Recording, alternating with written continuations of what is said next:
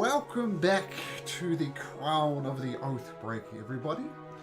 As you're living in the relatively peaceful kingdom of Aglarion, and for the first time as a group, you've left the main city of Oathbreaker out to save one of Kiara's friends called Byra, who is a headstrong adventurer looking to hunt down a manticore. And you managed to track her down, talking to lumberjacks, lumber camps, and said she was looking for a manticore. And you found the manticore, who was webbed up by this spider-looking thing, and Byra was as well. The manticore has broken free of the webbing, but Byra yet has not. So, let's pick it up from there. Let's get into some combat as we resolve this. And of course there's a once you get back to Oathbreaker, there's a clash of the chefs, which Khazri was interested in helping out her friend Orzar the Exquisite. And after that there's a ball that our favourite noble Adai is required to attend. So we'll get to that later now, but as for now, you're out in the plains of Aglarion. And Byra is struggling to get out of her webbing. But actually, on closer inspection, Kiara...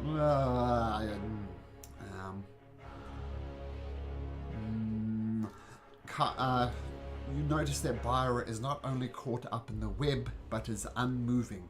Maybe she's poisoned, maybe she's dead, you don't know. And the fire that Khazri lit starts to expand. So there's a bit of a timer on things as well. We have Doug, who's playing Khazri. As I said, Kayla got involved in a fender bender, so she's not up. So, Khazri, what would Khazri like to do? Attempt to fire the crossbow to cut the webbing that is attached to Adai, dragging Adai into the webmore. Okay, Khazri would know that's a next to impossible shot. You'd need a natural 20 to pull that off. Well, it was a 19, so it was close. So the arrow shoots into the webbing, but then just gets tangled up, and that's a miss. That's it. Okay. All right. What would Otti like to do? Well, first of all, Otti says this. And what would Otti like to do? Squeal, I guess, and tremble and hide and squeal. Okay, does it? Okay, Kiara, will play as... I believe she's wild-shaped into a spider. She is. She's a giant wolf spider, I believe. I'm going to try and just rip the bonds off of... oops. First roll. 20, I think that's enough. Ah, yeah. So she rips the webbing off of Byra. Byra is still unresponsive, though. And that would be her action. And Bone. What would you like to do, Bone? Well, let's see. Vander told him to try not to go in the tree, but to try to free Adai, and he's a bit far up in the tree, right? Who's up in the tree? Oh, Adai is like Adai.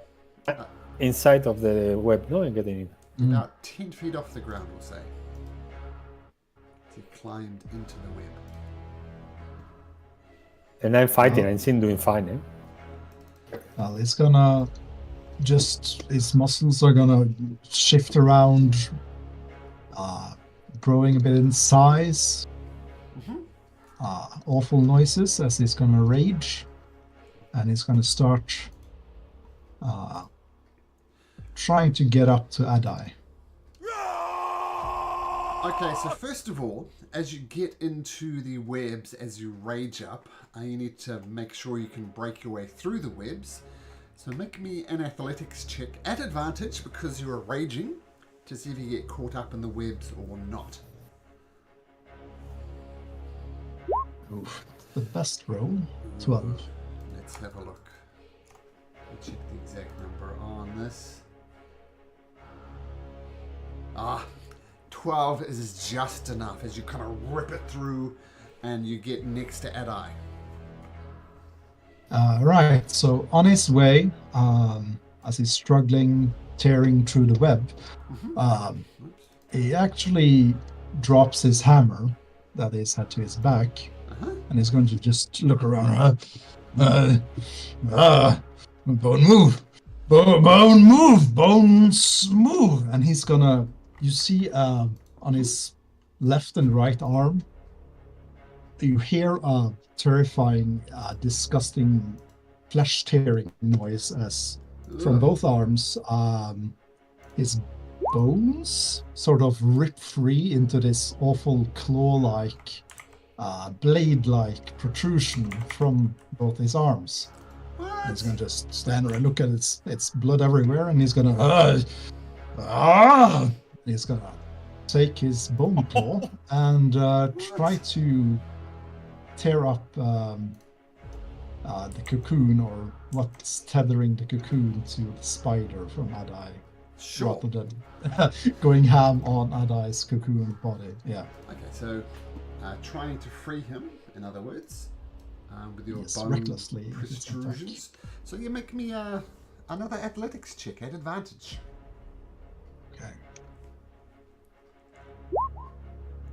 Once again, 12 is just enough. As you rip and tear and pull, and Adai is now free of the spider's webbing. Thanks, Bones. Let's kill this spider, and we need to free the rest. Careful with the fire, though. Yeah, the fire is growing ever closer. Okay, nice turn, Bone. Okay, so the creature is not going to wipe off the ichor at the moment, so it's going to take D4 points of necrotic damage. Whoop, that's not right. 3 points of necrotic Okay, damage. that was a lot of damage. Yeah, I gave it 3 hit points as opposed to taking away 3.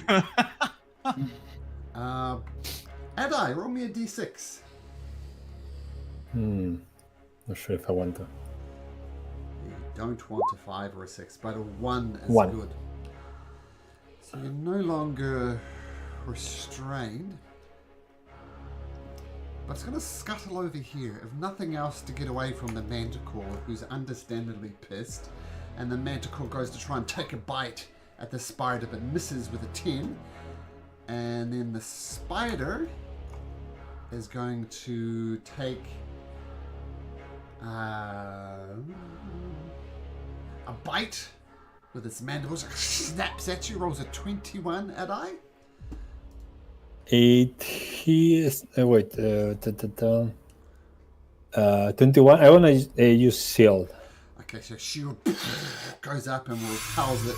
You see poison dripping down the shield as well. Then it comes back and goes to claw you as well with one of its claws.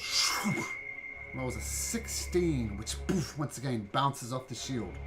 You are good. Now, very important question. What is the owl's name? The owl's name is it's my grandfather's name is Kotal. Can you want to spell that? I will write it down. Yeah, when I find it, yes.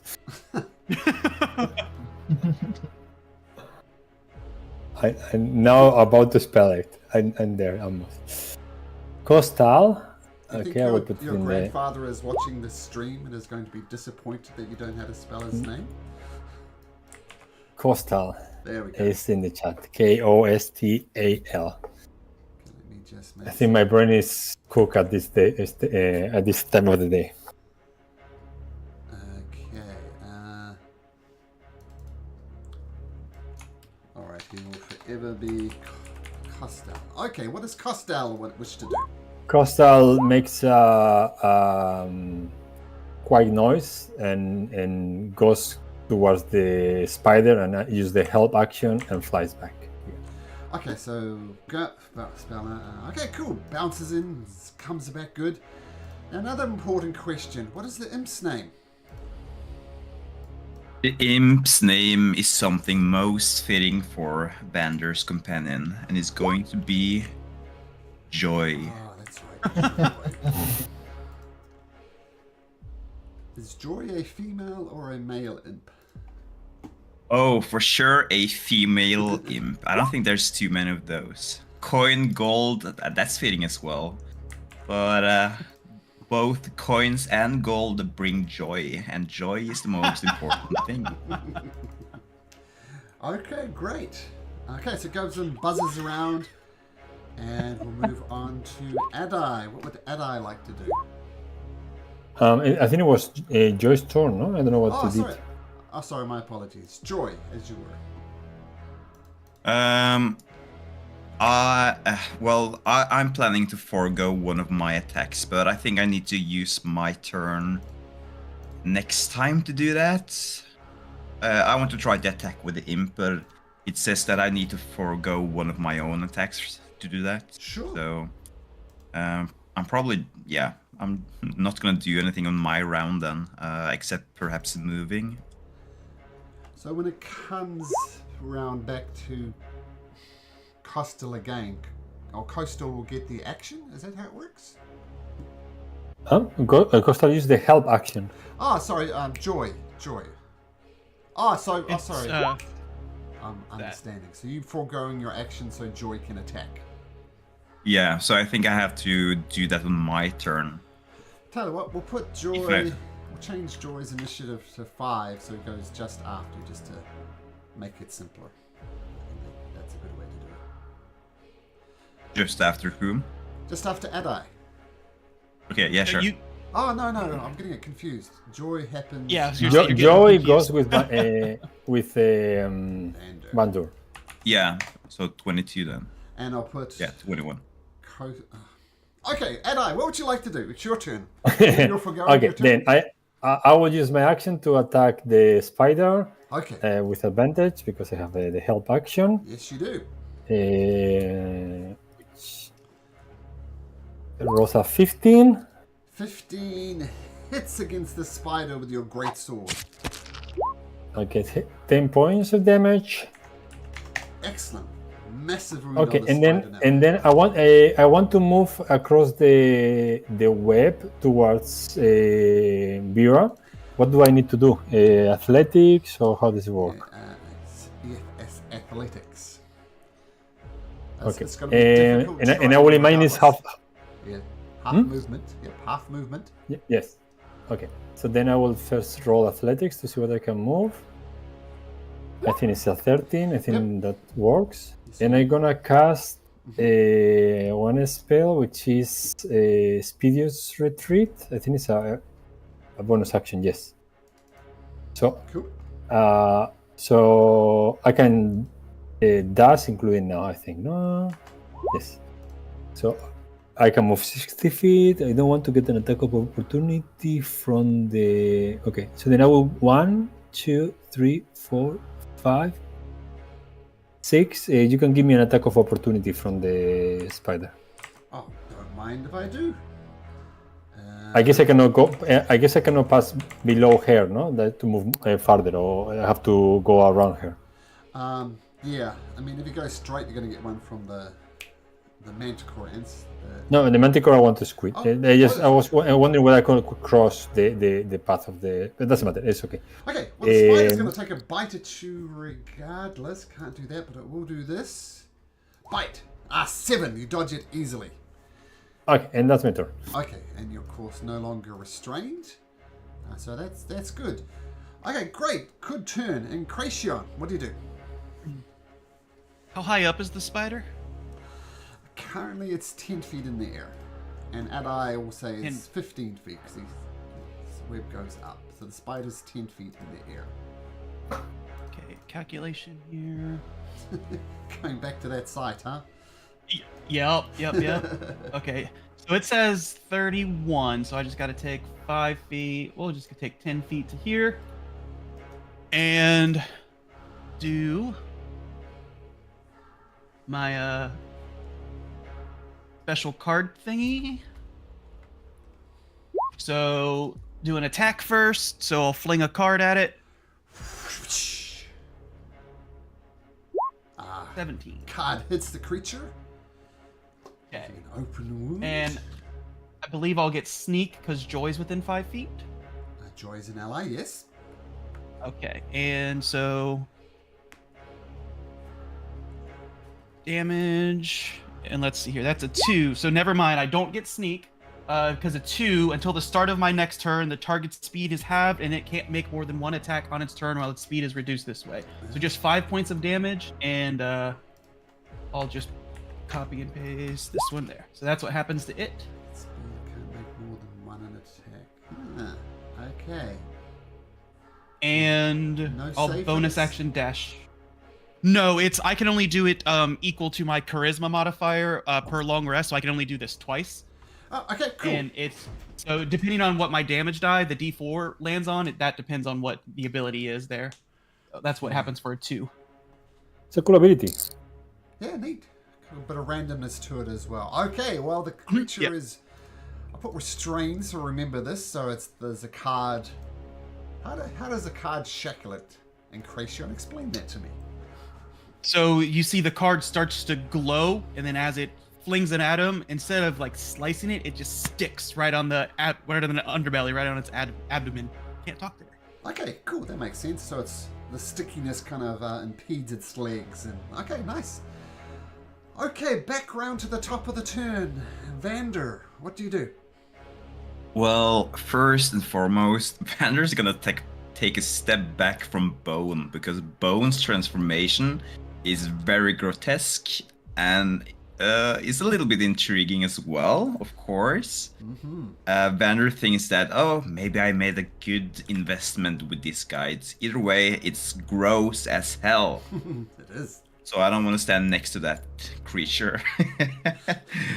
As he focuses on Bone, he's gonna look over at Joy, and he's going to, like, as all guys that have an imp do, I guess, his eyes are gonna turn black. He's gonna take control of the imp, and he's gonna make himself ready to take an action with the imp, Okay. controlling it, I guess. So I think we'll do the same with the imp. The imp will go right after you. Give it a 22 as well. So, okay, so taking control of the imp. Now it's the imp's turn. What would the imp like to do? What would Joy So, I took up the imp's stat block. I'm gonna try to roll it inside of here. We'll see if it works. Cool. Yeah, Did it? I sing it. Nice. Sting, bite, and beast form. So, 16. I think pretty sure 16 hits. Yeah, 16 hits. Ooh, nice. Perfect. And that's some damage. What type of That's damage? piercing damage. What type? and he has to- piercing. Okay, cool. Yep.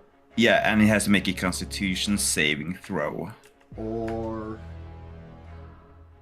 take damage.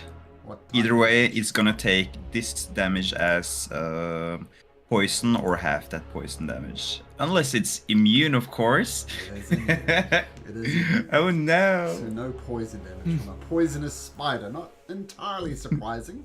But Joy does get that initial bite in. The only slight Nice, thing, nice. Vander, is those rolls are whispering to me. I can see them, but other people... Yeah, it might be because no, I don't know why actually, because I have set my rolls to never whisper. It might because it's a creature stat block from D&D Beyond instead of be. character. So I don't Well, I know. see it anyway. That's the main thing. Yeah. Okay, the Manticore's turn. It's going to start flapping its wings, vroom, vroom, vroom, fly over the fire that's about to spread, and it sees Vander down there. And this thing is just furious. It's been caught up in this web for too long. So it's going to throw three tail spikes at Oh you. no. At you, Vander. So a tail spike, whoosh, 22, which I assume will hit you. That hits. 5 points of piercing damage. The second one, Oh. 19. Another one hits you, 8 points of Yep. piercing damage. And the third tail Ouch. spike, a dirty 20, 11 points of damage. I think that takes you down, doesn't it? It does. Wow. So Vander gets I am absolutely down. wrecked by these tail spikes. Down he goes. Okay, as you guys watch in horror, as Vander just like a pincushion, Buyer struggles to go through as the fire spreads some more. Bone, you can take this much fire damage. 2 points of fire damage. Yeah. As the fire spreads some more. Kezri, maybe Kezri can help Vander? Does she have healing? No. No healing. So, just gonna be a crossbow bolt at the Manticore. Okay, taking a shot. The Remember we have berries. Oh, we have the berries. That's right. Okay.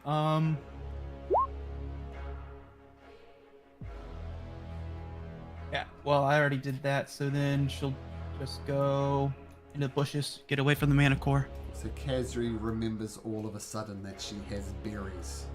So Vander, probably going to be okay, but we'll see what happens. Now we turn our attention to the MVP.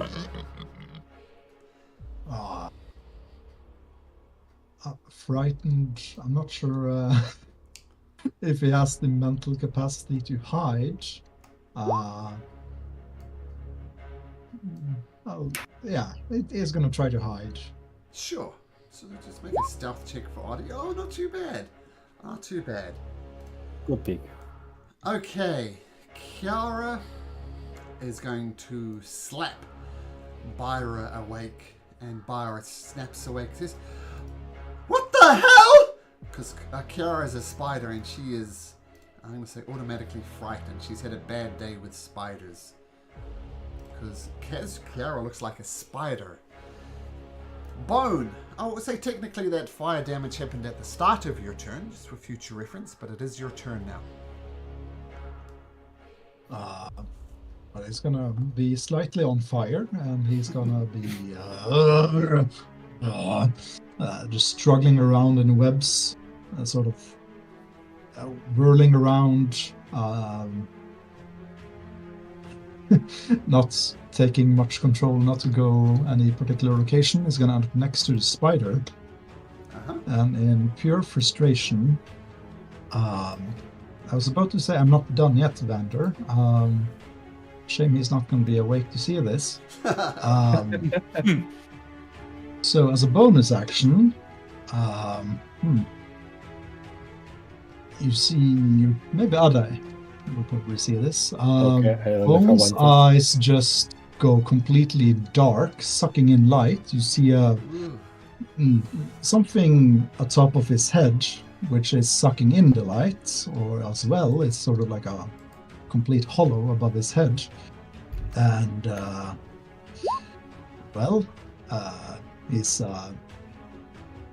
back bursts open. What? His entire skin sort of bursts open, as he's layered in a sort of armor of bone, sort of creating a double skeleton for him, which is sort of unnerving. Yeah, And, you can say that. and his spine grows into this enormous bony, sinewy stuff. So Bone has wings, but they don't look flappable. It's just the bony parts of it. So yeah, that's his bonus action, and that's gonna make the spider perhaps a bit afraid. He has to make charisma saving throw DC 13 or become frightened of me until my next turn. Wow, it almost seems anticlimactic, but a roll. Natural 20! Natural 20! Oh. Let's see some shit. Makes sense. And the DM is actually mildly frightened himself, so I'm surprised the spider isn't. Well, he's gonna try to ram his bone claw into the spider, at least, recklessly. Oh, recklessly. Okay. Let's see. That's 16. hits.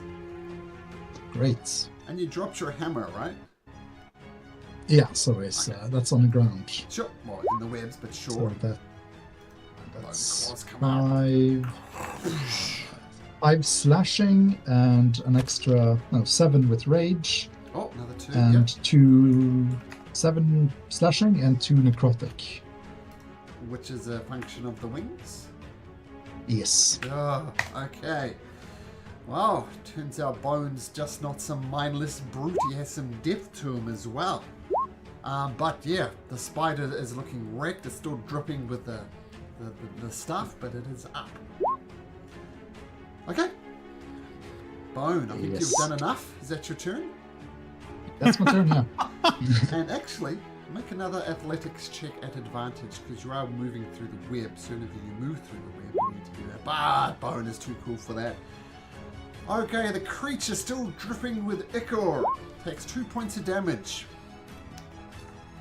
And it can only make 1 attack. Roll me a In half d6, speed. Bone. D6. Not sure. So 1. It's not going to get that back. So it's just going to try and bite you. It's going to do so at advantage. Natural 20! Natural 20! Make me a con saving throw, please, Bone. Yeah.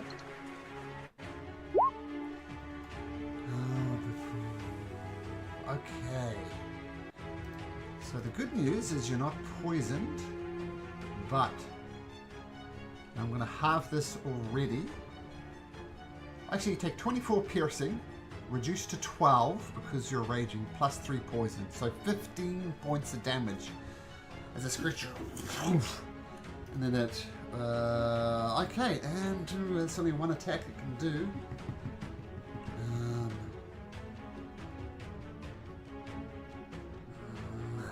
It wants to run away, but you're right there. Now I'm going to say since the fire is approaching, it doesn't like fire at all. So it's going to take off this way. Bone. Half speed. Yep. Oh, yeah. It's half speed right there, actually.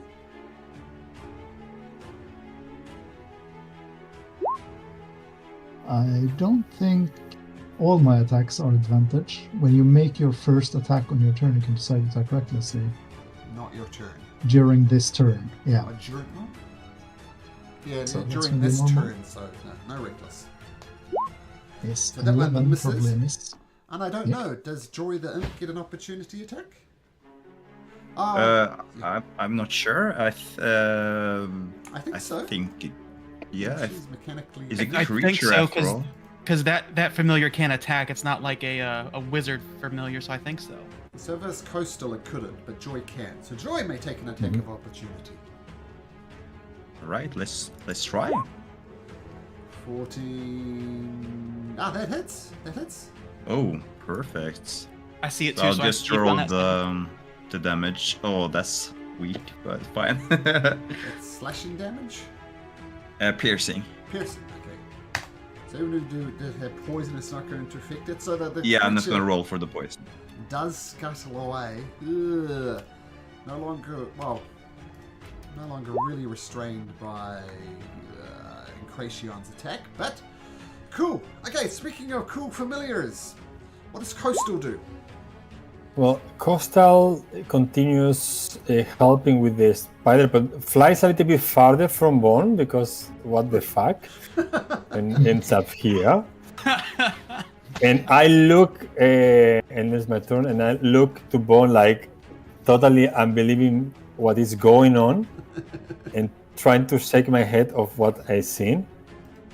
Bone, what the? Okay.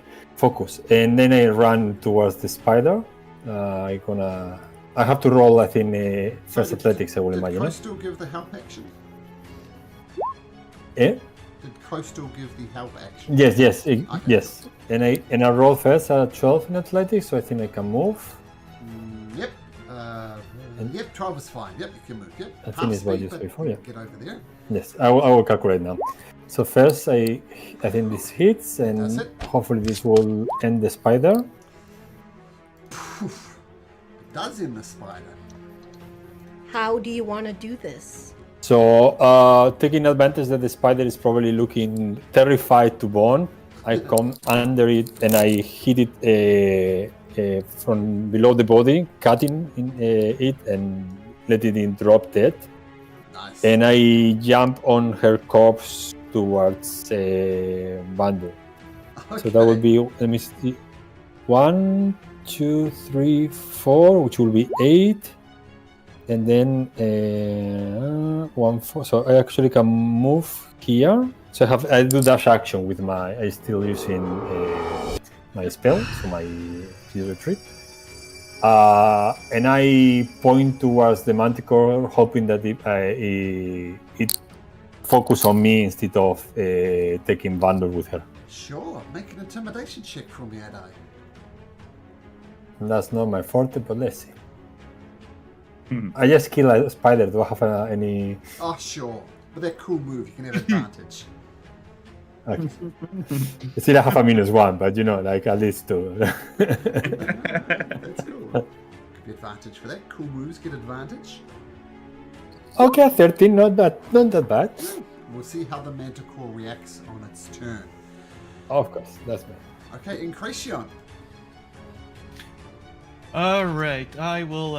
Christian will move this way. See Bone looking all bony, like, "Hey, big fella, I like it. Go get him." And I will force Vandar's mouth open with my attack action, and then drop the good berry in and like force his jaw to chomp it all down, and then kind of smack him awake. Get up, check out Bone over there. And then I will bonus action dash into the bushes. Okay, so Vandar back to life as you're fed with good berries. Okay, nice turn, Nice. Incretion. Vandar, you are up next. Perfect. So once Vander gets Goodberry from Enration, he's gonna be like a little bit of a whimper as he like wakes up from a bad dream or something.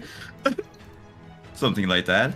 Like doesn't really enjoy being down, doesn't really enjoy being the meat shield. That's not his favorite activity at all. So that gives him 1 HP, doesn't it? It does. Yep. Nice. Okay. So he's gonna look around, be a little bit confused. He's gonna look at Adai. He's gonna look at Adai and be like, "What happened?" And he's gonna grab his arm and try to pull himself up. You're up. And then he's gonna look at the Manticore and be like, "You!" And he's gonna cast. He's gonna try to use. He's gonna use his last spell slot, and he's gonna cast Corrupting Ichor on it. So he's like gonna reach out his hand and make this blob of acid. And try. Ooh, that's not good. But it's a little bit, let's say, a little bit confused, a little bit rattled after being taken down. So his attacks probably doesn't land. Okay, so you throw the acid on it, but just missing. And he's gonna scream out to Bone, "Take that thing down! Bring me its wings!" Okay. It is And 15 that's it. feet up in the air, so it's going to be a challenge, but absolutely. And you stay The where command you are, is Vander. given. Where? You stay where you are, Vander. Yeah, I'm gonna just stay where I am. Okay, And time for some joy. Joy can move 40 feet while flying. So Joy is probably gonna try to reach the Manticore in the air. Yep. I don't know how far up Joy is currently into the air. Joy can Being get in the next to spider the web. Manticore. The Manticore started at about the same level as Joy. Okay, cool. And Joy is gonna take the help action against it. Okay, so buzzing around, doing imp-type stuff. Now the Manticore sees Adai yelling at him. What was it, your intimidation? 13. 13. No.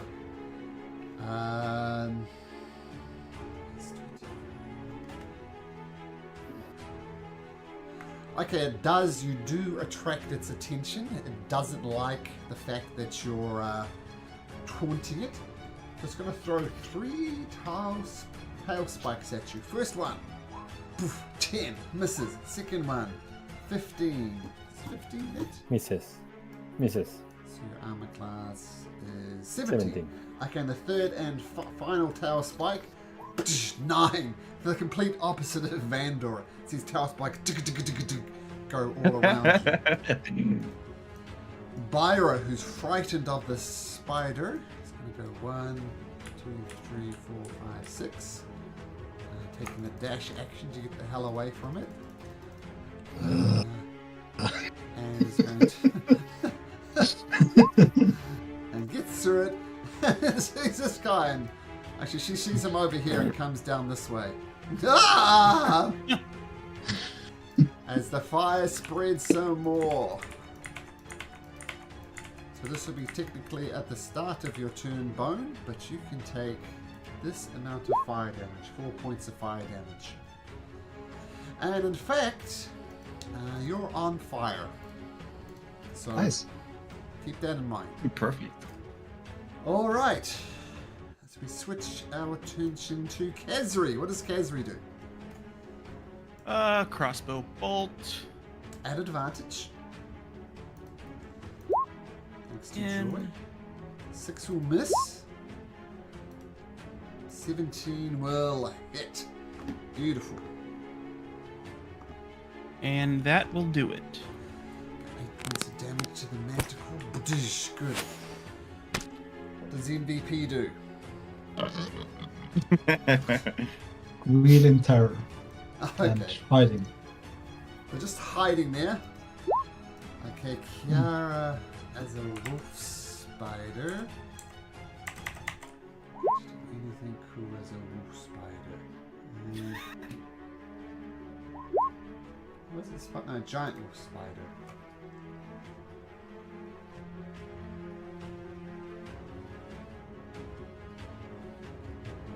Nothing.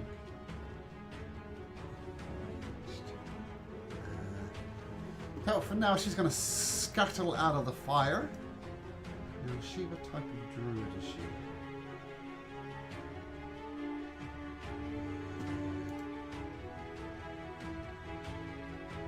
That's an action. Okay, that's all she'll do there. She'll scuttle over here as a giant wolf spider. And then Bone, you're on fire.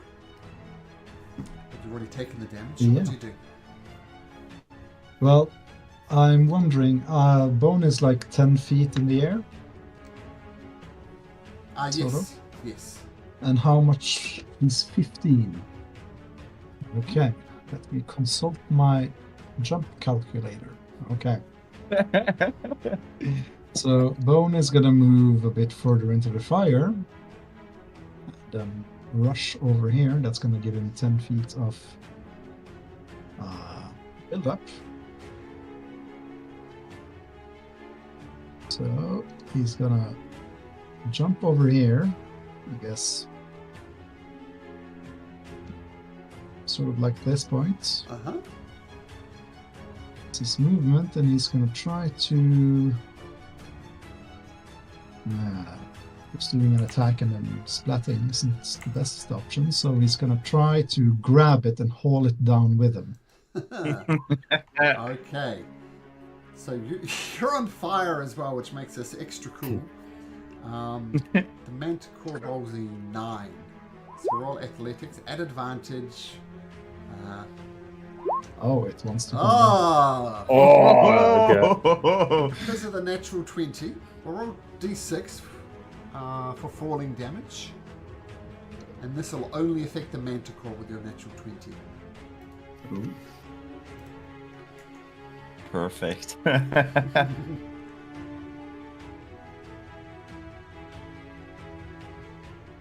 Oh, I'll roll these. Oh, yeah, sorry. Okay. Yeah, that's what I said, yeah. So 4 points of So, damage. The creature crashes to the ground. Better yet, it lands prone.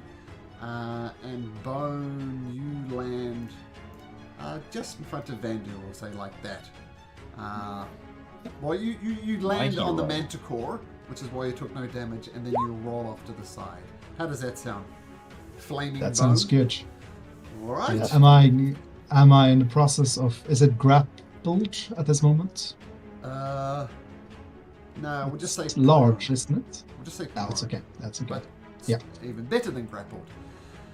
Okay, bones. It is. Very, very cool. Okay, the spider is not going to do anything. What does Coastal do? Coastal is probably worried that there's a huge flying thing there, so it's gonna go and help quotation mark Incration by hiding here. So it's not doing anything. It's gonna sit on Incration's shoulder and look towards the enemy, looks towards him, looks towards the enemy, and trying to communicate, do your job. While you're hiding there, make a stealth check. You might like give Incration's position away. So make a stealth check. Coastal. Okay. I will roll a d20 and... Sure. I mean, I think it has +2, so it will be like a 19 or something like that. Okay, nice. Coastal, yep. It's not giving away his position. Nice. okay, I. and then sorry. I move forward towards the Manticore, giving some respectful distance to my friend, I think. And then I will attack the Manticore. All right, at advantage because it's prone. 16 Yes. hits. Okay, and I guess 11 points of damage. I'm actually gonna move more like around him just to surround it, and that's my turn. Okay, nice turn. Okay, with the bird landing on your shoulder, Incration, rather quietly, you barely notice it. What do you do? Let's see. Okay, that'll work. I will move to here, and then I'll take a card out and put it in my hand, like between my knuckles, to give a slice. That way I'm not throwing it this time. Sure. Coastal comes along for the ride. Terrified because he thought that you will stay there. You feel a What? bit You of told me to blood- do my job, you stupid owl. You feel a bit of blood on your shoulder as Coastal digs in its claws. No damage though. Alright. 20 with a card. Swoosh! Roll damage. Okay. Sneak attack for numerous reasons and 10 points of damage. And then bonus action dash, and we'll go back. So come on back with me, Coastal. Ah! You see a relief in his face. The Manticore, while on the ground, will try and bite you because you didn't disengage, right? No, just a dash. Okay, just a dash. That would be. No, it's With gonna, disadvantage. It's gonna bite you. Humph! Rolls a 17. With disadvantage? That's, Oh, with disadvantage. Yep, disadvantage is a 17. Otherwise, there's a natural 20. Yeah. Yep. That a hit. It bites you on the butt as you run away, and you take 6 points of piercing damage. Okay, nice turn though, Incration, as we move our attention to Vander. Well, it's very weird having this big manticore with this big abomination landing right in front of you. So, naturally, he's gonna take a couple of steps back. Okay. Very far back. That's not enjoyable to be around at all. But he's gonna point his hand towards Joy and say, and tell it to attack the manticore. Okay. So it's still laying on the ground, right? Mm-hmm. I saw that you had put up the stat sheets in Roll20. I'm gonna try to roll it through here. Sure. Just see what happens. Can I do advantage? No, I can't. Or maybe I can, but I'm gonna do it twice. Joy gets advantage, so I'll just take the first one, and 24 absolutely hits. Can I roll damage through it? Yeah, there you go. So And target DC, well, 11 I mean. con save. See if it makes a con save. It does make its con save. taking the So half damage poison. instead. So it'll be 12 points of damage as Joy Yeah. bites into the manticore. Landing right next to it, of course. Maybe hovering 5 feet off the ground. Yeah, we can say that. Sure. Okay, nice job by Joy. The manticore is absolutely furious. Yep. One quick thing, Malcolm, I forgot to mention that I use, of course, a booming blade. I use it always in all my attacks. I mentioned because maybe she wants to move and Oh, it it will does. get damage. Yep, it's gonna move. So roll your booming blade damage. Okay, good. 8 points of thunder damage. Okay, so it's gonna try and first shaking off all these effects. It's really annoyed at the flaming bone, so it's going to bite bone at advantage for a 22 for 5 points of piercing damage, reduced to 2 because of your rage. Slices at you with its other claw, missing with its second claw. And then its second claw attack rolls a 22. So another 6 points. I of just slashing want to say, damage. Yep. I didn't attack with recklessly. I think I didn't Oh. attack it. So Oh, that's true. That's true. So I'll read out the first one. So it's a 14, 9, and 14. I think they all miss then. yeah, Yeah, so no damage. And then it's going to try and fly up in the air. So Adi, Joy, and Bone can all have attacks of opportunity. That hits. That hits. So 3 slashing. 7 and- total from bone, slashing and necrotic. Yeah, and Joy.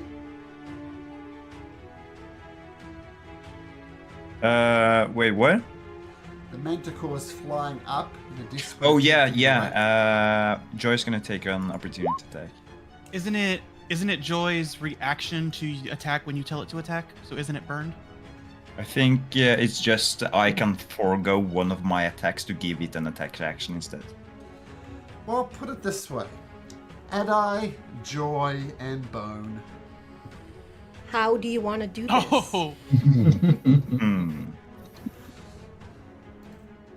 Well, I imagine as it's trying to fly away, Bone's gonna just try to ram both his bone claws into its hind legs and just go down on his knees and just hold it down to this brute strength. And maybe then Joy and myself will, in the meantime, attack the manticore and trying to peel her from cutting. Probably trying to cut the wings. Nice. Okay, so beautiful.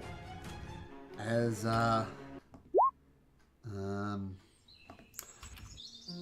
well, the fire continues to spread, takes out the remainder of the web.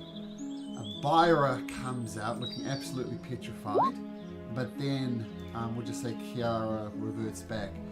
Bone, you're on fire! Take another this points of damage. Yeah. Oh, we rolled the same. Oh, there we go. Well, I was gonna say, as he's on fire, he's gonna just get up and just shuffle, zombie-like towards Vander, dragging his bone claws on the ground, and he's gonna go.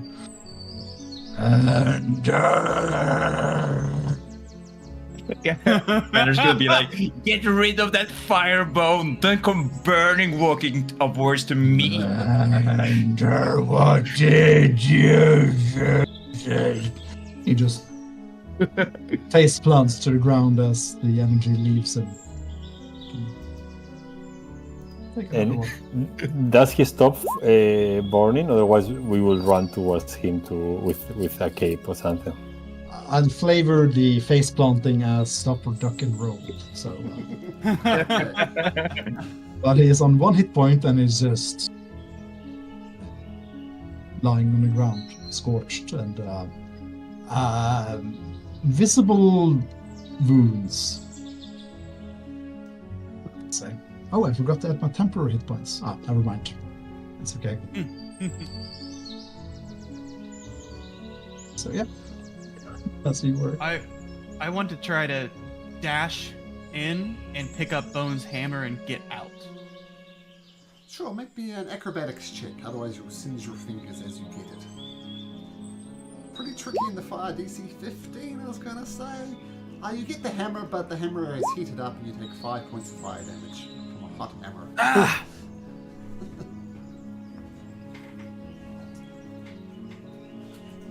Done.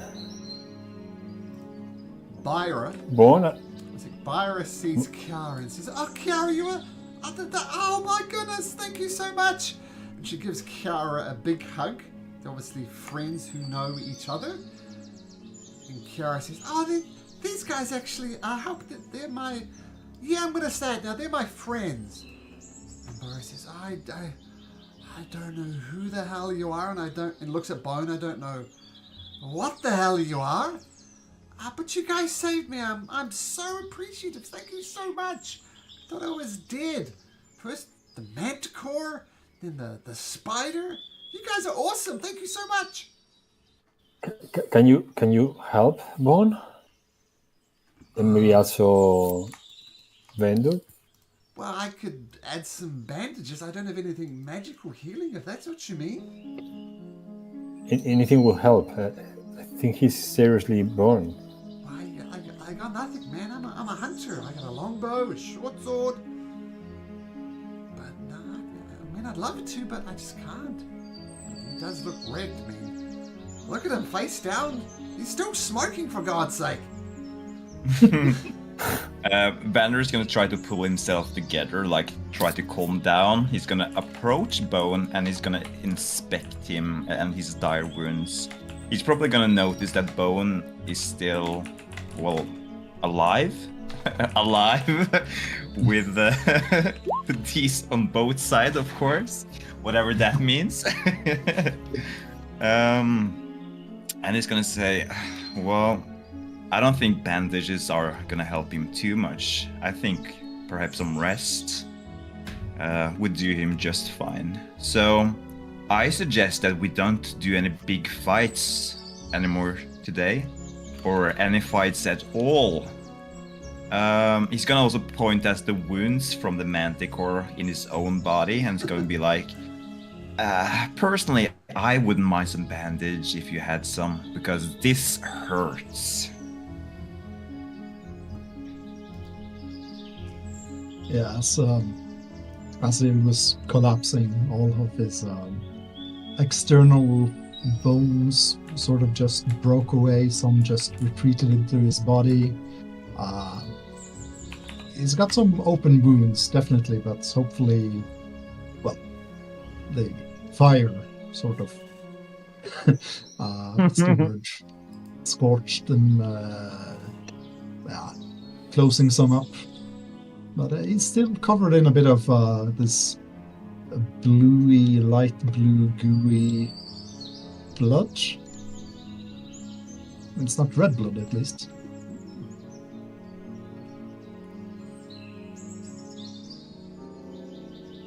He's gonna sit up and just go, Master. Okay. You did good, Bone. Very nice. Very nice ability to take down a flying beast. I am proud of you, actually. You deserve to sleep in a bed tonight. Bed. Yes, Bone, you don't have to sleep on the floor anymore. I'm gonna pay for an extra bed for you to sleep in. Thank you, Master. He's gonna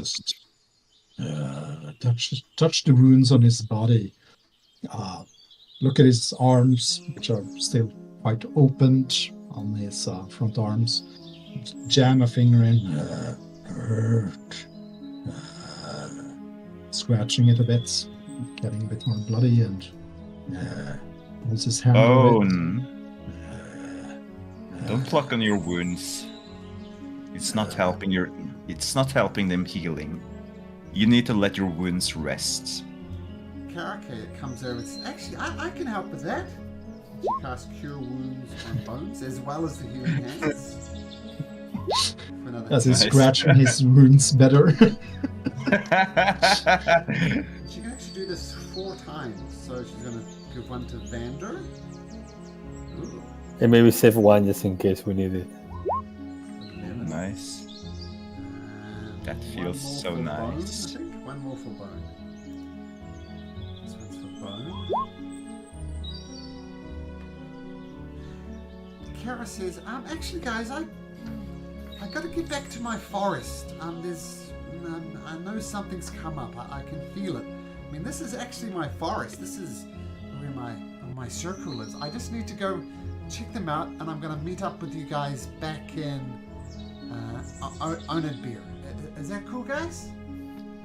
Okay, but what about Byra? Byra, are you going to tell your parents you're fine? Yeah, I'll go with you guys. I mean, I know they're worried about me, and I often call them worrywarts, but perhaps in this case, they were right. I mean, if it wasn't for you guys, I'd be dead. So yeah, let's go back to Oathbreaker. I'll go with you guys. Hey, little lady, don't forget you're wanted. Come back as a cat or something when you get in the city. Oh, yep, sure. I love being a cat, no problem. Well, since I'm going, Bone, here, have a bit more healing. Another 4 hit points. Bone? Okay, so we will take a short rest here. I think that's probably needed. And I would like to do one thing, which is when the fire is down, I would like to check the web to see whether there is anything that maybe got stuck from previous sprays. Sure. Then I want to try to grab some manticore spikes. Yep, Nice. that's nice. I'm going to tell Bone to rip up the wing, at least one of the wings of the manticore, and maybe also the head of the spider. That could be cool. Okay, master. Having a search through the wreckage of the spider's lair, you don't find anything of value. And in Kracion, you're looking to get the tail spikes. Yeah, some tail spikes. Yeah, make me a survival check. Guidance. Okay.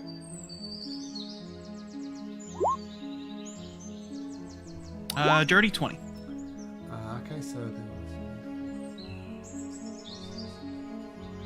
you get 9 tail spikes off altogether.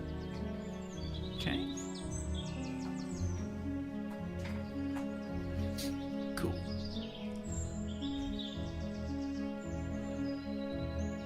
Okay, Kiara says her goodbyes. Says, okay, guys, I'll be back. I'll see you later. And off she goes. See you.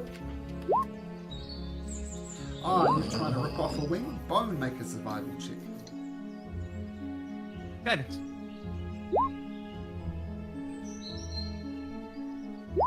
Quite a difficult job 15. extracting the wing. You get 3/4 of a wing.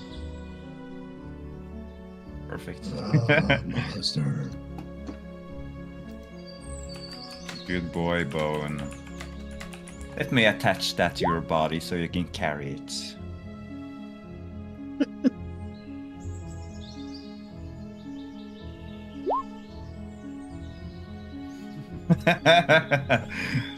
That doesn't sound too pleased, too good, to be honest. I'm also going to tell Bone to rip the head of the spider off. Okay. Since you're Yeah. just ripping it off, not wanting to maintain its integrity, just make a athletics check, Bone. A bit weakened. Comes out. You eventually get it off, but it comes off in 3 pieces. Perfect.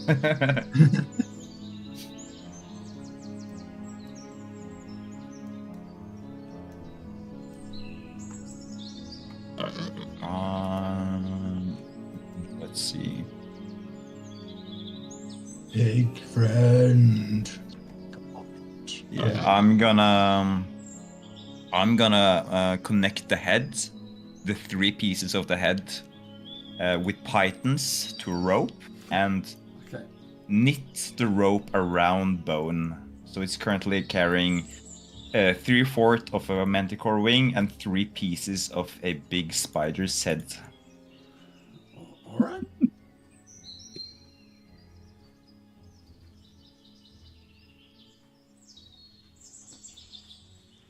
Okay, and then we take the short rest here. While resting, I will approach Incursion. What do you think about the ghost that we've seen? Maybe we should consider further investigating this possible murderer. You got this access in a way. Well, the father was Jormund Seidel, and the ashes are Warmon Seidel. So, we'll have to find the father, Jormon. Yeah, I agree. I mean, as far as I understood, these guys are in this small town, so we can just go there and try to figure out who is this guy and maybe try to find the body or any proof that he did what the ghost said he did. I mean, I think the ghost was pretty certain about it, and the fact that was trapped in this reality makes me think that there is some truth to her words. She sure did say that she didn't kill him a lot, that's for sure. But the only thing I don't understand, Chris, is why did you get the access? What is your relationship with this family? I couldn't tell you there, Adai. Definitely not a family I remember conning a card game out of, so I have no idea how this random urn showed up or how they got my appearance down to know to deliver it to me. Maybe we can figure it out by searching the clues. I've just always been a drifter. I don't know anything about this. Okay, so I think then we head back to this small village and figure out what's going on there. Trying to find this man. What the others think? Well, yeah, they did say that they were a little bit. The woodcutters said that they were worried about the manticore. Maybe this was the manticore they all feared so much. And maybe, just maybe, it also fetches a little bit of a reward for clearing out the forests.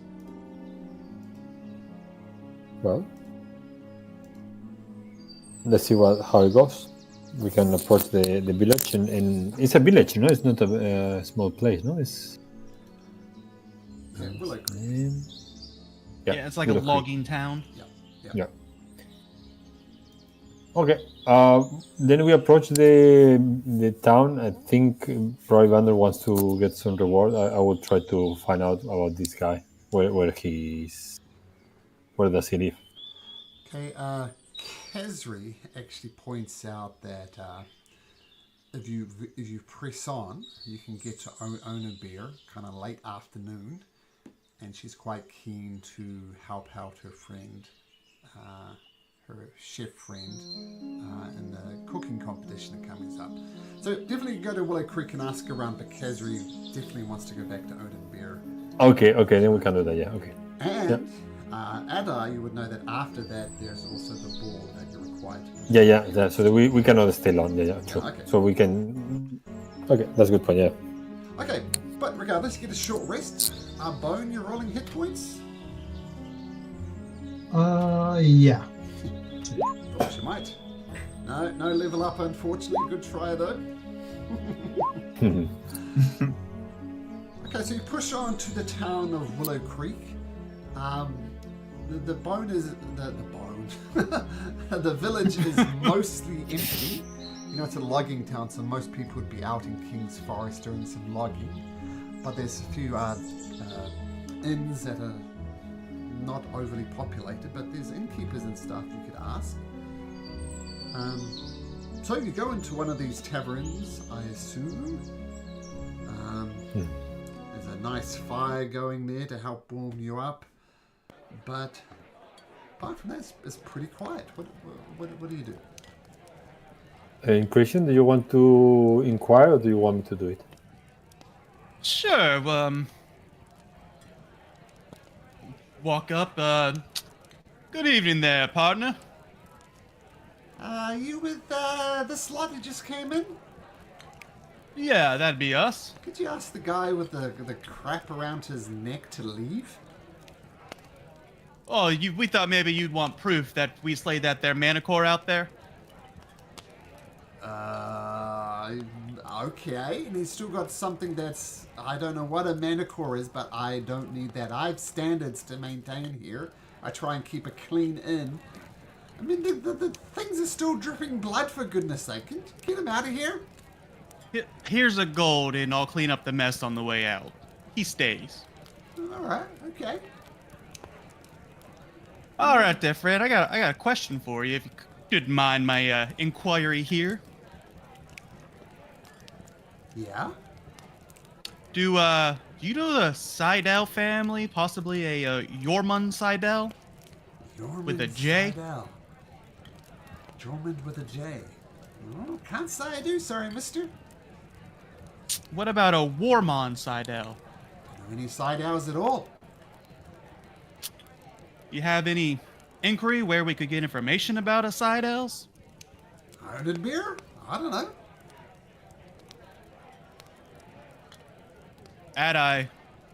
He don't know shit.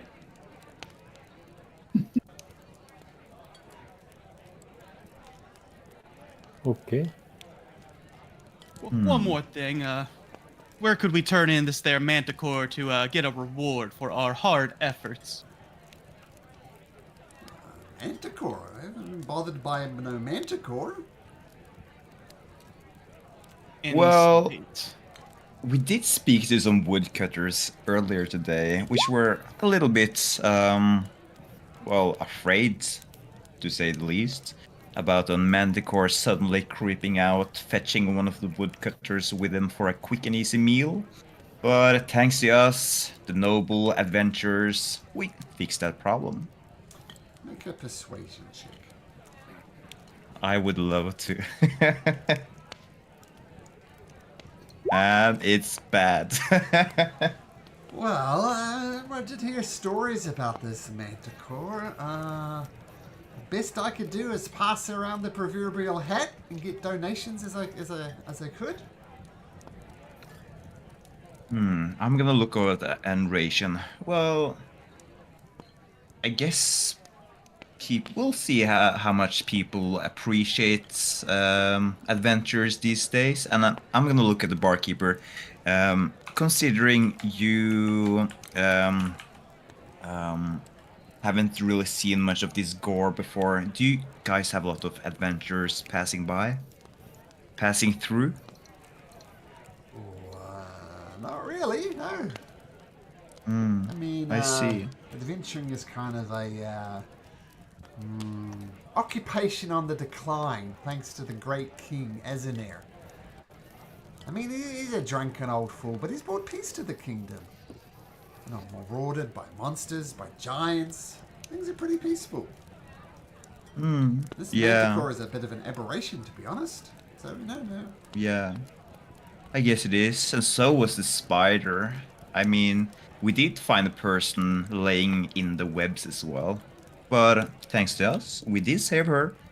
So, 2 monsters, 1 day. I would say maybe there doesn't really need to be much more adventures, because we really do pull our weight. Oh, you do.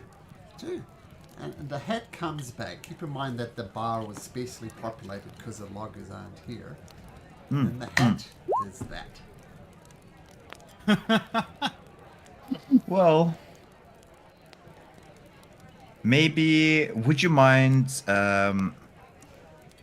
I wouldn't want to ask too much, sir, but perhaps we could have free logging for tonight as well. Would that be? Oh, we can't stay possible? at Vander. We gotta get Wait, back. we have to those leave. here. Oh, maybe a free round of your finest drinks then. Make another persuasion check, you sweet talker. Let's try to get above 10 this time, please. Nope. Let's get all of the bad rolls out of the way for the more important stuff. I'll tell you what, I gotta get you a pitcher of a warm ale and you can split it between you. How's that? That sounds acceptable. Oh, acceptable. I just gave you free alcohol. A bit more appreciation if you'd be so kind. Vander is gonna give him a warm smile, and he's gonna look deeply into his eyes, and he's gonna say, "Thank you, sir. It's Okay, most whoa. appreciated." That's a bit creepy. Let's just... okay, thank you. Have a good day. You freaked him out. Gonna give him a smile, grab the pitcher, give him a wink, and walk away. There's 3 cups worth in the pitcher. Well, I shake who my was head warm? in disbelief. Okay, let's go home. Okay. So, no takers. And Ration, do you want a glass? For traveling at night, I'm gonna keep my wits about me. Well, I guess it's more for me, for Bone and myself then. Bone, you're up for some beer, aren't you? That's right. Perfect. I mean, after all, it's free, isn't it? So I guess Bone and Banner is gonna share the the stale beer. Sure. It's stale beer.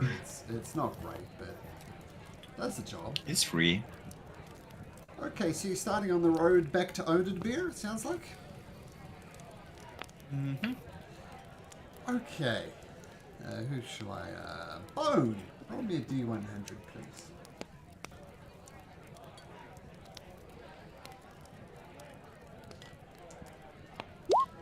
$92. 92. Okay.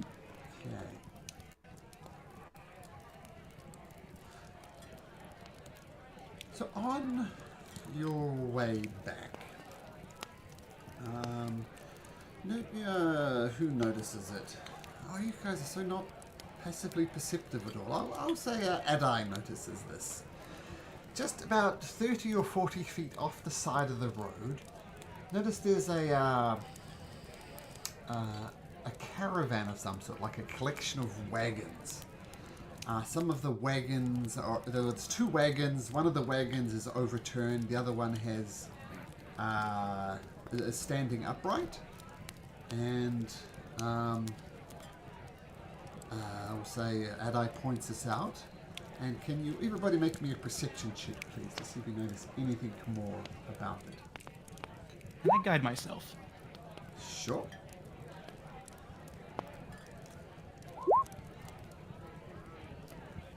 With guidance, that's a 23. 23. So in Kracion, once Adai points it out, you notice there's some dead bodies scattered around these caravans. From your vantage point, you can see 3 on the ground, though there might be more. Does it look like wagons basically kind of had a car wreck, or like if the horses went wild and pulled them into the ditch and they flipped? Oh, the horses are there as well, and the horses are dead. It is a wheel off, like it lost the wheel and just Yep. catastrophe? Yeah, okay. Well, you're not sure. Oh, sure. The facts are there's a wagon on its side with dead horses.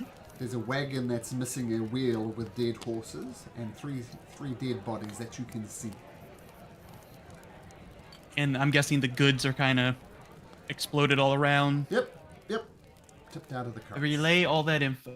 I've been on the road a bit. That kind of looks like an ambush, per se. Maybe some bandits. Can't be too certain from this far out, though. Okay, let's do one thing. I can approach from the front, maybe with Bone, and can you and Vandur go around hidden? So then, if we get attacked, you can have also a good angle to fight. Oh, are you guys Yes. suggesting a double ambush? Yes. Ambushing the ambushers? I love it. I'm so proud of you guys. Especially Vander's because got- you are not the one in the middle of the road, no? Well, I am nowhere. You can't even see me, can you? And I'll use the darkness to try to stealth and guide myself before. Okay, and yeah, I will go. I mean, thinking that it's gonna be ambush, or be ready for a fight, but I move forward Okay. with I guess Bone. crossroads, I'm going to use this as pretending that's the point of caravan. So who's Vander? I think you said you were just approaching. No, Vandur and Creation will ambush the possible ambushes, and Ade and Bone will walk towards the caravan across the road. Okay, so the pincer and Creation goes one side, Vander goes the other, and then Adai and Bone just approach. Yes, and considering that it's probably going to be an ambush, so be ready for a fight. Sure, Vander and Incration then both make me 23 stealth, and Vander as well, a stealth roll. Do I get advantage for the invisible? Oh, absolutely you do.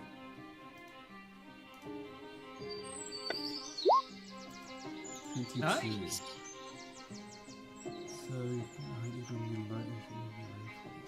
Okay, cool. Okay, so you get you are the knight indeed, even though it's the middle of the day. So you crouch down, stealthing. No, it should be middle of the night because we killed the Manticore and we're on our way back, right?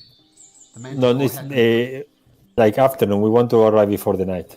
Oh, I got that all confused. Okay, Yeah. okay. Yeah, okay, so Bone, Adai, you approach. Vander and Incration prepare an actions in case there's an ambush. Yes, and my bird will be flying over me in case something is super obvious from above. Okay, so we'll put Coastal up here. Sick. Let's set Coastal's token a little bit. So she always comes out as Coastal. Oops. There we go. Okay, so Coastal. Okay, have Coastal make a perception check. I think she'll get so at advantage. Because of her eye. I think it was +4, so 17. 17. Okay, Coastal doesn't see anything as you look through her eyes, Adai. You don't notice anything. Bone and Adai, just you continue. approach on this caravan, and you get within 5 feet of these dead bodies. Vander and Incration, you're on edge. Nothing ambushes you. So Bone, Adai, you can see these people, they don't have any... What you can immediately tell, there's no stab wounds, there's no arrows, nothing like that. So Bone, Adai, what do you do? I will check the bodies to see whether someone is still alive. Okay, make a. Well, there's 3 on the ground, and you look at the overcrawled cart, and there looks like there's a family of 4 just in disarray inside of the cabin, equally moving. So you look at the ones on the ground. This one's first, and then if there's another one inside of the caravan, I will check that. Okay, make a medicine check as you go around these bodies. 19. Well, they're all dead, for one thing. And rather oddly, they have some type of fungus on them. Like you flip over one of the bodies, and like along this young girl, there's like a green, almost slimy stuff on his skin. It's like a mold almost. Okay. And then you look a bit closer. Well, you don't even need to look closer. As you flip the bodies over, all their eyes have been bleeding. Okay.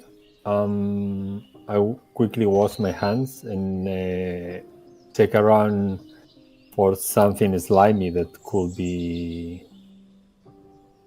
Be careful, Bone. I think might be something around. And I get close to the caravan. Investigation, Adai. And what's Bone doing? What are you doing, Bone? He does not No. wander around to give him instructions, so he's gonna just groan, moan, and walk around. Would it be acceptable if Bone said that while I'm gone, you can listen to Adai? Sure. I'm sure he has some good thoughts. If you'd like that, Christian. If not, you do you. Yeah, it works. So, yeah. So, Bone, you're just If you can, generally having a nosy around, looking at all these bodies. Yeah. Okay. Same thing you find. You find they're covered in this weird mold.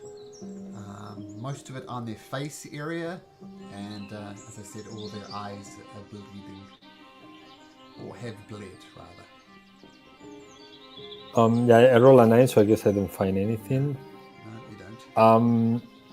I would check maybe a little bit back to try to figure out what exactly happened. So like whether they hit something or there was something in the caravan that maybe attacked them. So try to figure out, from where the issue came.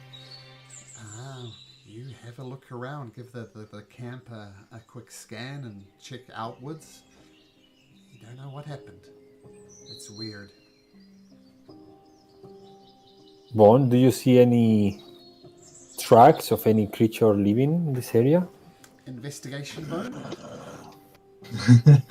Survival would be, no? Oh, survival. Survival would also be acceptable, but that's a 7 on the Well- dice. 11 on the dice. Yeah. I would be...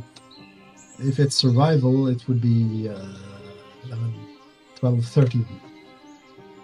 Yeah, don't know. There's no outward signs of any bandits or monsters for that matter. You don't find any footprints. Okay, I make a sign to the others so they can approach to Vandur and Incretion. You guys approach. I'll approach. Yeah, sure. I'm still gonna stay invisible though. Sure. Something happened, like an outbreak of a disease or something like that, but maybe something attacked them. I'm not sure, but look, they have these strange injuries with stuff glowing, and it's a little bit strange. Do I get a sense that this is kind of the same way that body died outside of the Lucky Leap Tavern? You are not. No, it's not the same. Well, the one outside the tavern, number 1, wasn't covered in this weird mold, and number 2 didn't have its eyes bleeding. So make. That's what I was wondering about, the bleeding eyes. It didn't have bleeding eyes. The one back in the city. So make of that what you will. Can't say that I've seen this before in my travels.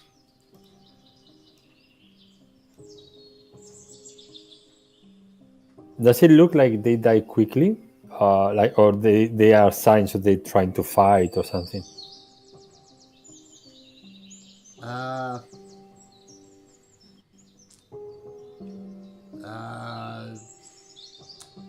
they die quickly or slowly? Considering that the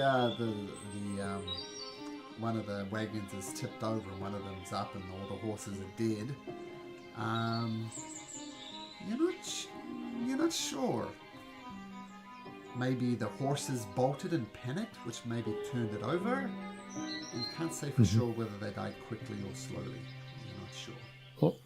Okay, I will check in their stuff to see whether there's any document or anything of value, that either for information or of just money. They look like they were clothing merchants, considering the clothing that you find, like all neatly packed up. Unfortunately, the mold's gotten over it, so if you wanted to sell it, it'd be worthless, right? Clothes covered in mold don't sell for very much. But as far as you can tell, there were clothing merchants, maybe from further afield, maybe from Gorso, maybe from places further afield, like South Keep, Harveston. Any steel or any information that could help me to inform their families? Not that you can see. Okay. Anything addressed to any Seidels maybe in this scattered? Nope. products? Nope. What is the way to solve these things? Should I, for example, go to Oathbreaker and tell a red clock so they can come here and investigate, or people just take the bodies and bury them? What would be a standard thing? Well, Addo would think both. Let the red cloaks know and bury them respectfully. Okay. So then I will. I don't know if I actually have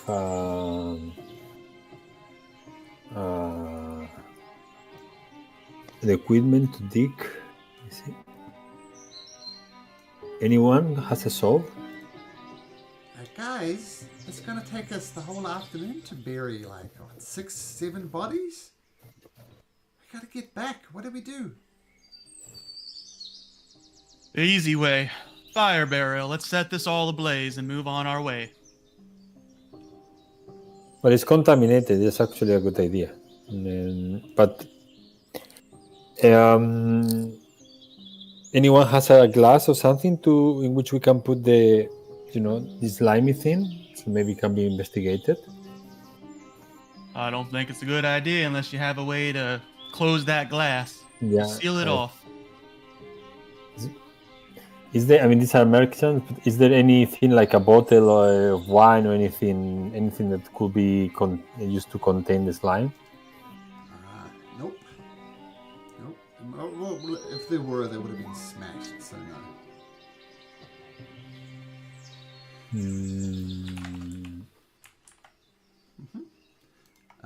Yeah. So there were. If there are things there, then they've been smashed. So getting the slime is hard. Okay, but then what I'm gonna do is, I will check in detail the slime, try to remember anything about it, so at least I can rely on information. I use the detect magic, by the way, just to be on the safe side. Detect magic? Nothing? Yeah. Yeah. Okay, so it's not magical. Okay, then I think we can head back, and then we can tell the red clocks that we will not have enough time. Okay. Are you putting it on? Are you burning it, Christian? Yeah, I'll use a torch and burn all around, and then throw it in the middle to make sure it's all ignites. Okay. Doesn't take much effort given the wagons are pretty bone dry, and before long it's a blazing inferno. I'll drop. How many bodies are there? There were 4. 7. 3 outside, 4 in 7, the okay. wagons. 7, yeah. I'll drop 14 pieces of copper and toss those into the fire too as a way of paying respects. Sure. Okay. Our way of dying. The blazing fire behind you. You press on to Oathbreaker.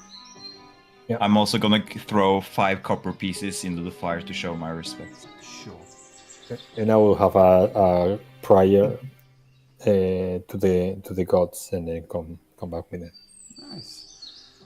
Can everybody please make me a Constitution saving throw? Uh-oh. To see whether we are Oh my contaminated. god, all these subtens. Leander, I see you're 8. And who are we missing? Adai. 20. Okay, thank you. I have a reaction to do a +4, and I use it just in case. Reaction is not applicable here. Okay. Okay. I'll just make some notes in my notes here.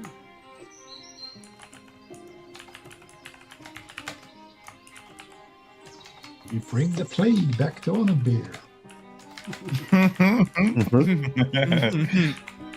I don't think it's it's pretty obvious things are going to go bad at some point. What's that game with the fungal infections? The Last of Us. Is it The Last of Us? Yeah. Yeah, maybe this is The Last of Us, and you guys are a patient 0, and that's the whole Oh no! things go wrong. So, okay, thank you. You all feel fine. Bone, Incration, and Vander included. So, yeah, don't notice anything. Don't think anything's wrong. And you make your way back along the road, back to Oathbreaker. The crown guard at the gates immediately stop you and saying, all right, we saw you guys leave a day or two ago. Welcome back to Oathbreaker. May the peace of the kingdom be with you, but we can't have you bringing in whatever the hell that guy's carrying. Looking at Bone. Oh, that's just proof there that we slayed a manticore and a giant spider. Figure we could sell those pieces up in here. Or, as people would call them, souvenirs. Well, They you also can could be bring used them for in. medicine. Let me just see your trader's license and you can bring them right on in. Oh, it's right here. A what? Trader's license. Yep. I show him Ah. a trader's license. He reaches out and grabs the trader's license. His hand plies through it. Alright, definitely can't come in now. None of these stupid magic tricks. That's not a real license. We Drop don't it. need the license when we got Adai with us here, a noble. I don't care if you have the king himself. You're bringing in goods to trade, you're going to need a trader's license. Look, we're a civilized society, right? We have taxes, we have reforms, we have laws. Everything that keeps the kingdom flowing. And part of that is traders paying their fair share in the trade of a trader's license. I mean, I could write you up one here, right now. 50 gold pieces to apply. Or I can just, let's just say I pay a tax to you and you just let us come on in. Persuasion.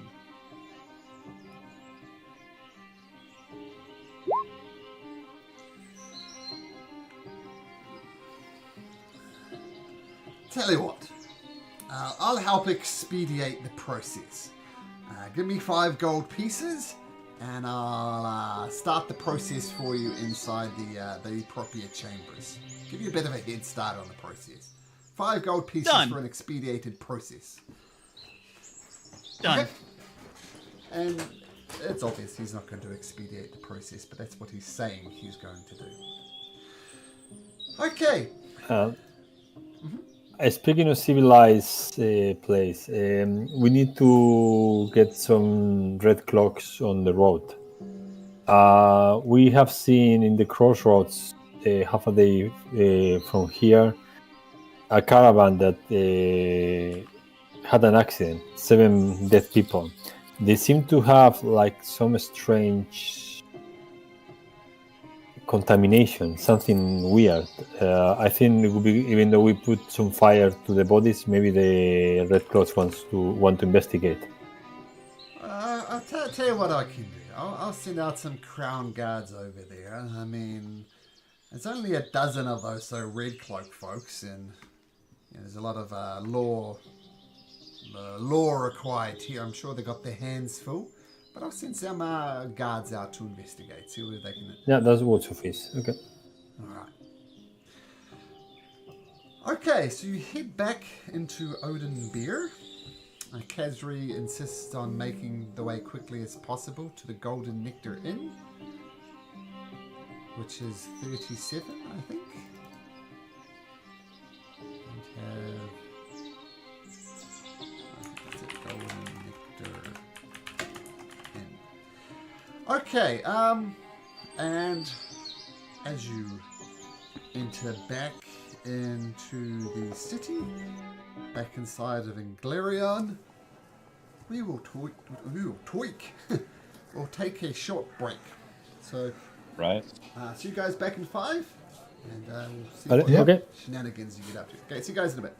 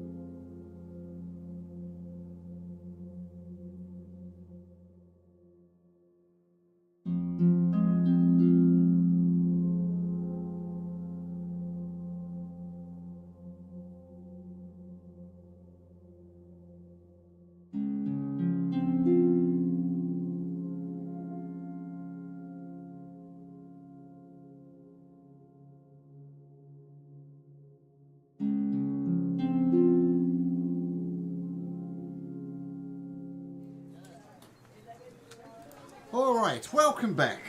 So after a bit of a mad dash, investing a caravan, you make your way back into the town. Khazri insists you make your way post haste to the Golden Nectar Inn. So, what would you like to do, band of adventurers? Should we try to make like a 30-second pit stop in the coin district to sell these things, or are you wanting to hold on to them, Vander?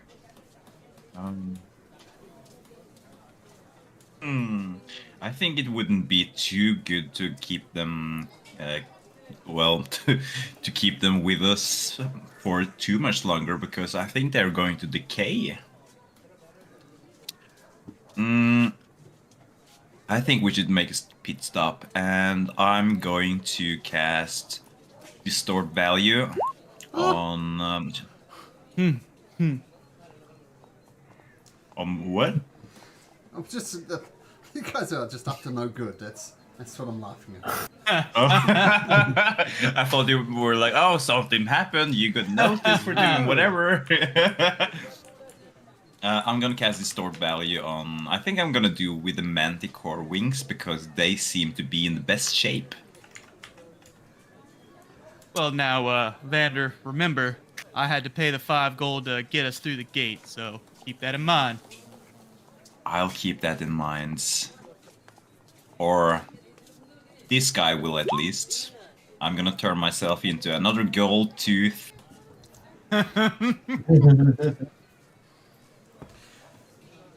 Okay.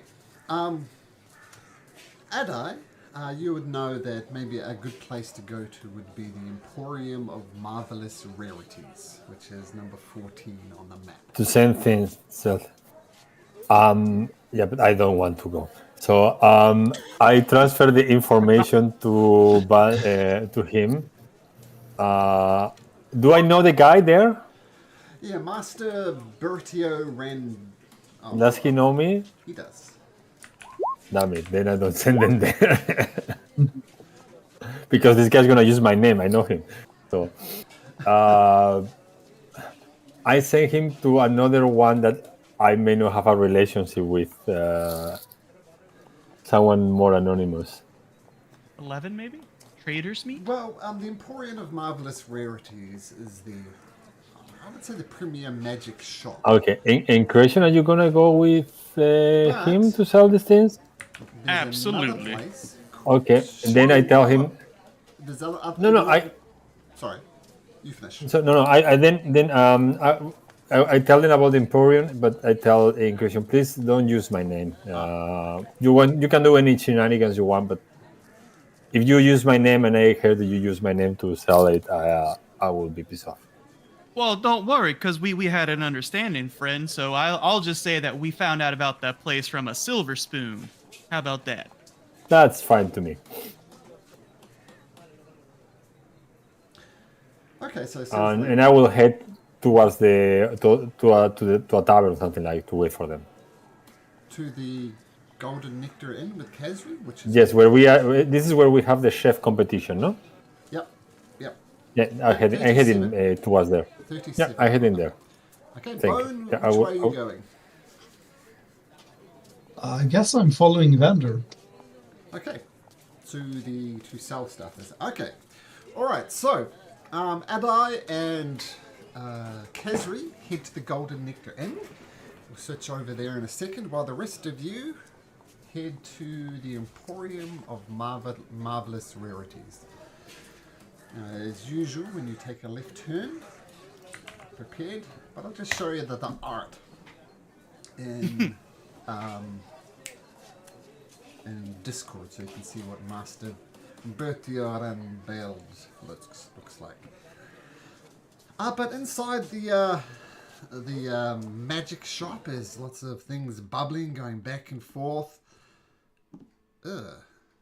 And yeah, a beautiful establishment. There's magical rarities there. And Bertier and Bird says, "Oh, please, what is this filth you are bringing into my shop?"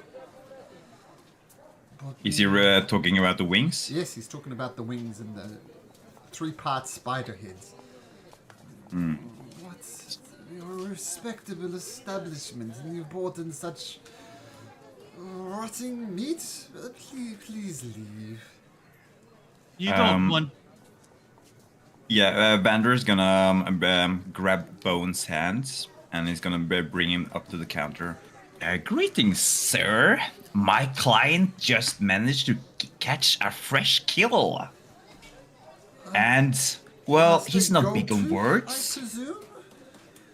Oh, you are quite correct. I've met a few goblins in my time, but only few of them wear robes and such over-the-top jewelry as yourself. Your money Well, you here is know. most welcome, good sir. Oh, I'm most pleased. Thank you, noble Ranbird. Master Bertio Ranbird, as I've heard you've been called before. Yes. Either way, my client, he's an adventurer, and he has managed to take down a manticore. As you can see, this is the flesh of the wild thing. And he would like to see if there's any gold to be made off of it. Let's have a look at it. And he's going to roll his investigation check, which is a +3. Does 19 beat your DC? I think it probably does. It does, yeah. So the value is not distorted then. The wing is some fairly rare potions, but you really need the whole wing. I could offer you make a persuasion check. Make a persuasion check. Oh, okay, cool. You're selling these spider heads? Spider heads? It's hard to say as well. Spider heads, I guess. Parts of the spider heads. Maybe it would be good to some alchemy. It was resistant to poison, wasn't it, mister? And I'm gonna look to Bone as I pull his arm. Well, the spider head is great, but the venom sac itself would be useful.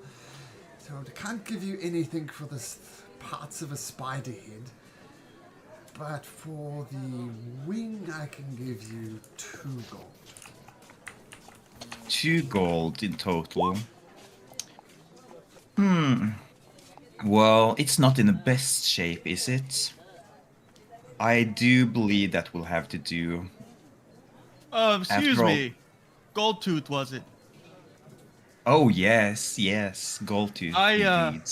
I came across some manticore spikes. What if we go into business together and we do a combo deal and we split the gold? Oh, do you want me to take you up as a client as well? I would love to do that. I only take 30% of your cuts.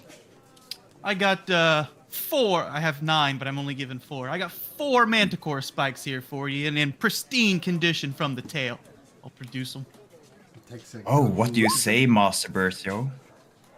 Manticore spikes. You see, spiders are noted for their poison. So this is why I said the poison glands would be most useful. Manticores, however, are noted for their spikes. Make a persuasion check, Incratio. Can I have Goldtooth do it for me and give him advantage since I'm proficient in persuasion? Sure. Mr. Cool. Goldtooth, quote unquote. Persuasion at advantage. Love that. 43, holy crap! 43. Yeah, that's. That's a really good 19. roll. Yeah, that's. Yeah, so 43, that's divine power, right? What? Real number 24. Yeah, I mean, it's such, the bug happens so often, I'm surprised Roll20 hasn't fixed it, right? But double 19s on the dice, wow. Yeah.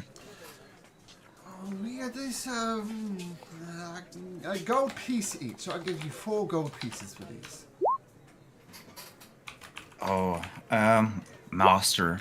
What about a round and even number? I think that will maybe make everyone happy, wouldn't it? 5 gold pieces. What do you say? I say an offer's an offer. Well, you drive a hard bargain, Mr. Master Rambert. I'm gonna look over to Enration, and just gonna nod my head and say, I guess we have a deal then, don't we? Looks like we do, friend. So he takes the bat wing, the manticore wing, and the tau spikes. Exchange gold. Mr. Goldtooth, if you're requiring any magical items or something, bring your gold back here, and we can certainly come up with some type of a deal. I mean, I know these I would love commoners that. who walked in with you definitely couldn't afford it, but I know your pockets go quite deep, so you're welcome back at any time, or your money at the very least. Of course, I guess that's why these commoners do prefer us as, well, clients, or having us take them as clients, so to say. Thank you, Mr. Master Rambert. Good day. Okay. Cool. So that's 6 GP, I guess. And Rayshon, you'll get back your 5, and Vander will take the lonely 1. There we go. Money in motion, that's what makes an economy work, I guess, and that was money in motion. All right, so you head back through the coin... Sorry? Mr. Crasher? Goldtooth, I'll wink at you. Maybe you don't want to be a Goldtooth anymore when we get down, where we're going? I'm gonna look at you with a little bit confused face, and I'm just gonna go into a random alleyway where it's dark and just transform back to Vander, I guess. Okay. And I'm gonna say, good point. Yeah, very good point. Those gold-toothed pesky little things, aren't they? You don't want to draw attention to yourself. Well, I do like to draw attention to myself, but I don't need the attention right now. So you're heading to the Golden Nectar Inn? Yeah. You make Incration your is. way... I don't know about Ben. Ben? Well, I assume you're all heading there. Okay. You get to the gates of the High District. Some royal guards there. So, I'm sorry, sirs. This is restricted for nobles or people with a letter from the nobles. You may not enter. Oh, we're with Kazri Gorso. She told us to come to the cooking competition. Oh, did she? Cool. Where's the note? Name dropping is Vander. not going to get you in, friend. Vander, show her the note. Did she give you a note? I don't think she did, Oh. but that doesn't stop us from Okay. trying, though, does it? Just making sure. But I don't. I was not saying she didn't. But I see what Incration's aiming for. Okay, if you have a note, please hand it over. So Banner's gonna just grab his pockets. He's gonna flip out what seems to be a note, and he's gonna hold it up in front of his face. And if he tries to touch it, you can say, up, up, up. You may look, but you may not touch. He reaches out. You say you may look, but you may not touch. Are you giving a royal guard command, sir? Giving you commands. What do you mean? You told me not to touch. Why wouldn't I want to touch? Because it's my note, isn't it? You wouldn't want to steal from a commoner, would you? My friend is very protective with his belongings, and he kind of has a crush, and so that handwriting is mighty personal to him. That's all he means. Persuasion, Well, please. Incration with advantage from Vander, we'll say.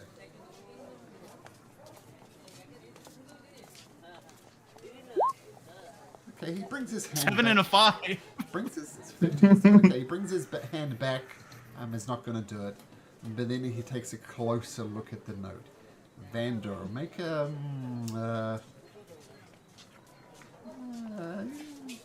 performance at advantage, we'll say.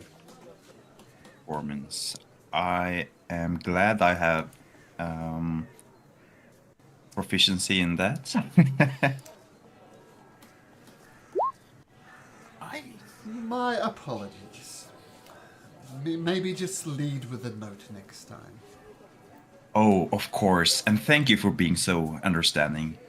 Guards of your merits are most sought after, and I appreciate that. Thank you, sir. I'll move on. Yes, sir. All right. Good day. So you head to the Golden Nectar Inn. We'll get there in just a second.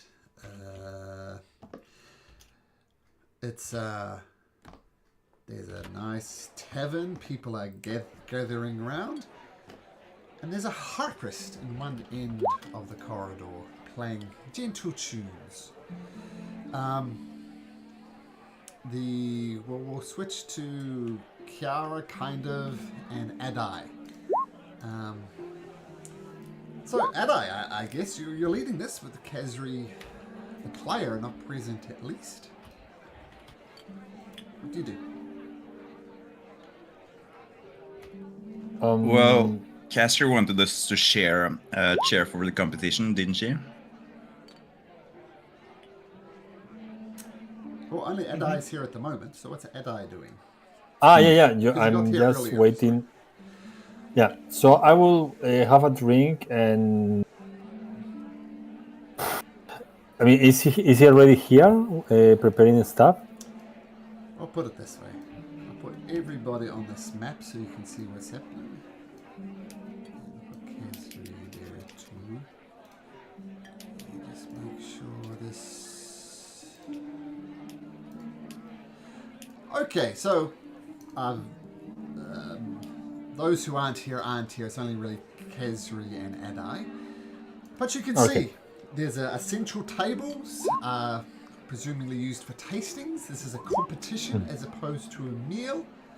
And spiral at some point. Let me just bring up my notes. Kesri, do you need help for the cooking or just us cheering up or preparing things for you? She'll answer that in just a moment. There's 2 Khazri Smaug. Do you want me to delete one? There's one up by Oscar and one by Sure. the door. Take the one by Oscar. Okay, so as you enter, Khazri goes to Ozar and asks if he needs any help. So, no, miss, I got it under control. Thank you for bringing the plate of meat to me. Now I'll just let my sous chefs handle the rest. Please make yourself at home. Khazri returns to the main dental area. Some, noble type figures are hanging around. Dorian here has noticed a harpist in the city. He's the one who's playing these pleasant tunes to make it as upmarket as possible. And Omric, the owner of the establishment, says, "Oh my goodness! This is a disaster! Can anybody lend a hand, please? Anybody at all?" What happens? Is anything broken or do you miss something for the cook? It's just, there's been a food outbreak amongst some of my staff, and some of them have gone out sick. I need an MC. I need guards. I need general kitchen hands. Can you help? Well, I can help keeping the entrance, guarding the place, but I think Kerry probably has better hands to cook. I don't think I will be the best cook. No, we don't. Cook is a strong word. Moving plates of food around. A waitress, I guess, would be the instruction. We need waitresses, we need guards, and we need an MC, someone who can, get the party started. This is a disaster. I'll be the laughing stock of the entire city. Do something! As he shakes Adai. Okay. Calm down. I will guard the entrance and control who attends. Maybe Kesri can help you serving some stuff, and soon we will get a couple of friends that maybe can help the entertainment. For example, with playing some cards and some magic tricks. Will that make for a bard, maybe? Cards and magic tricks we don't need. This is not a magic show. We need someone to generate some excitement. Rumors are that the princess is going to be here. We need hype. I'm telling you, They can generate some hype. I will tell them to generate some hype for the food, Okay. and they can deal with the princess for sure. I'll leave it in your hands. He runs around frantically, and by this Okay. time, I look really calm as a man who doesn't know what's going to happen. And in Croatian, are you on the map? I don't see. Did I forget you as well? You didn't. Yeah. There we go. So And by I this wait time- for Incretion and Vandur to come and tell them what's their task. Well, what are the tasks? When they arrive, Vandur and Incretion, there is a little bit of chaos here.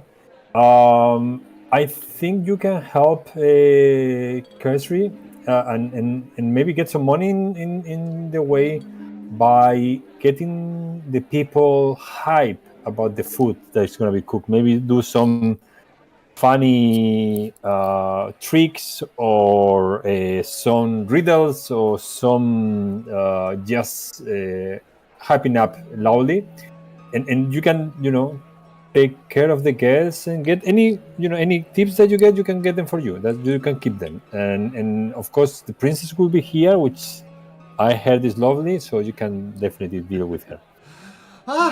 Umric comes over again. Look this! I can't express how important this event is. Look, you. That's it. Kesra, Calm down. You do the heroes. Are you gonna do the MC? Vander and myself. Well, we're gonna tag team it per se. Okay. Do a good job. And he throws 100 gold pieces at both of you. Well, 100 each. 100 each. Yep. Oh. And for the guardian, any money? There was no money for guardian. So this is in Croatia and Vander. And what's Adai doing? Guarding generally? Yes, and the guards. No. Look,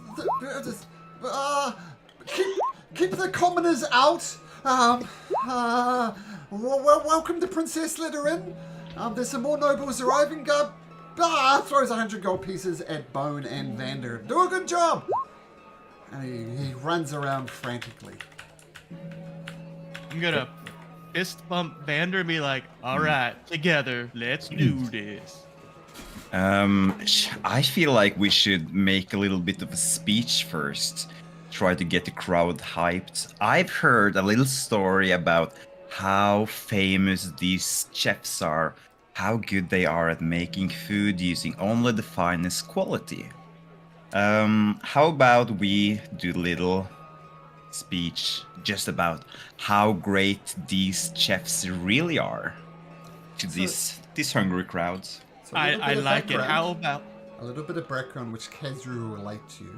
I don't even remember the first session, but at the Weary Ogre Inn was when Kazru met in Kracion and Ozar was a chef there. A chef so fine that his restaurant only has one table, but he's noted just to be quiet and going about his work. Bandaro, on the other hand, is the loud, obnoxious one who talks and yells. Sort of like a Chef Ramsay, right? He yells at people, belittles them, but makes fantastic food regardless. And Vander. Kazru further relates that the winner of this competition will become the personal chef to Princess Athena herself. So, big stakes. So, with all that background in mind, carry on. Vander, what if we combine our abilities, friend? What if, let's say, when I do a speech, you use your magic to create a type of walking book, per se, like all the... Basically, he's wanting you to use minor illusion to create like a slideshow. Yeah, I can do that. That sounds fun. At least it sounds fun. So my goal, my hope is like we will use your performance and then my persuasion, and we'll can like take the average each time. I'm going to actually combine myself. I'm going to combine using minor illusion and disguise self. When you talk about a person, I'm going to transform myself into that person. And I'm going to act out the way they do things. When you talk about objects or events or anything, I'm going to create an image of that to my best ability to try to make the scene as lifelike as possible. You hear a clashing of plates on Bandaro's side of it. Some of his sous chefs have dropped stuff. This is you idiot! You foolish man! We're going to have to redo that soup! You idiot! And he grabs two pieces of sandwiches, 2 pieces of bread, puts it on either side of his head. Do you know what you are? Do you know what you are? You say it! Do you know what you are? What does he say? Do you know the reference? You are a... Is he an idiot sandwich? You are an yes, idiot he sandwich! And you hear another breaking of plates on Ozar's side, and Ozar doesn't say anything. The chef cleans it up, and then they carry on. So, contrasting things. Now, Bone and Adai are guarding, making sure the rebel don't get in. Is that right, Adai? I talking alone. Sorry, I was mute. Are there any helmets or any gear that could help me not be recognized? No. It's a restaurant.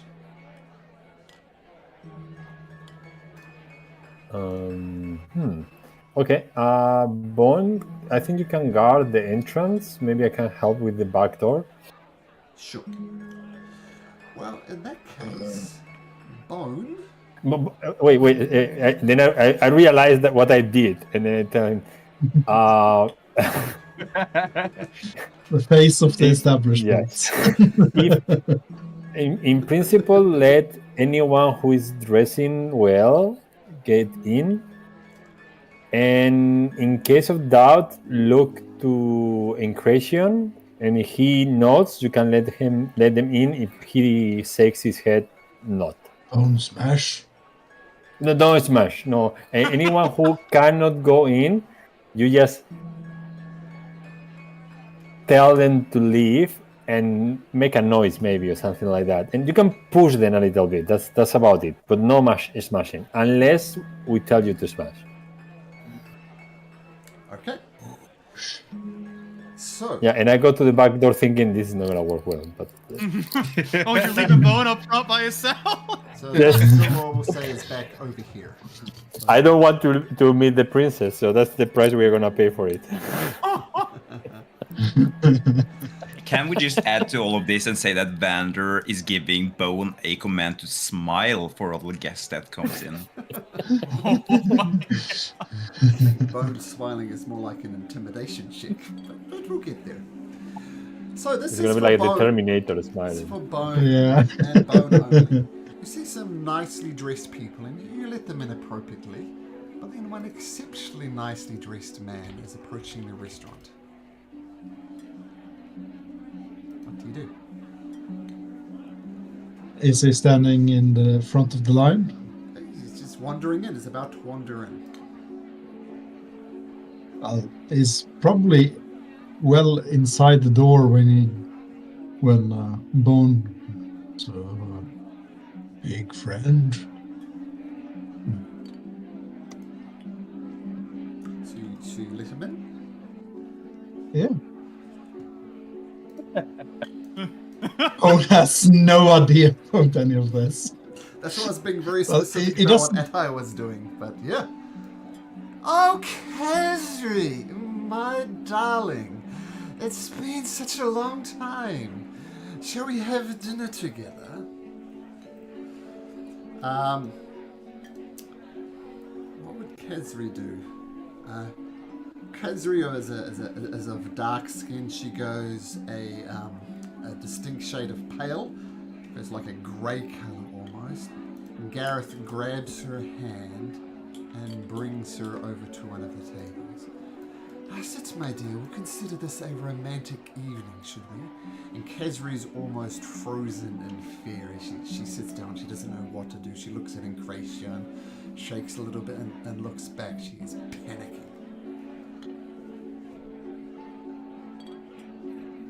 Vander's gonna look over to Incretion and be like, is this something you want to prioritize? I don't think we can do anything yet. We gotta MC this event. We can't bring a bunch of notice to us. We gotta let it slide for now. Bide our time then.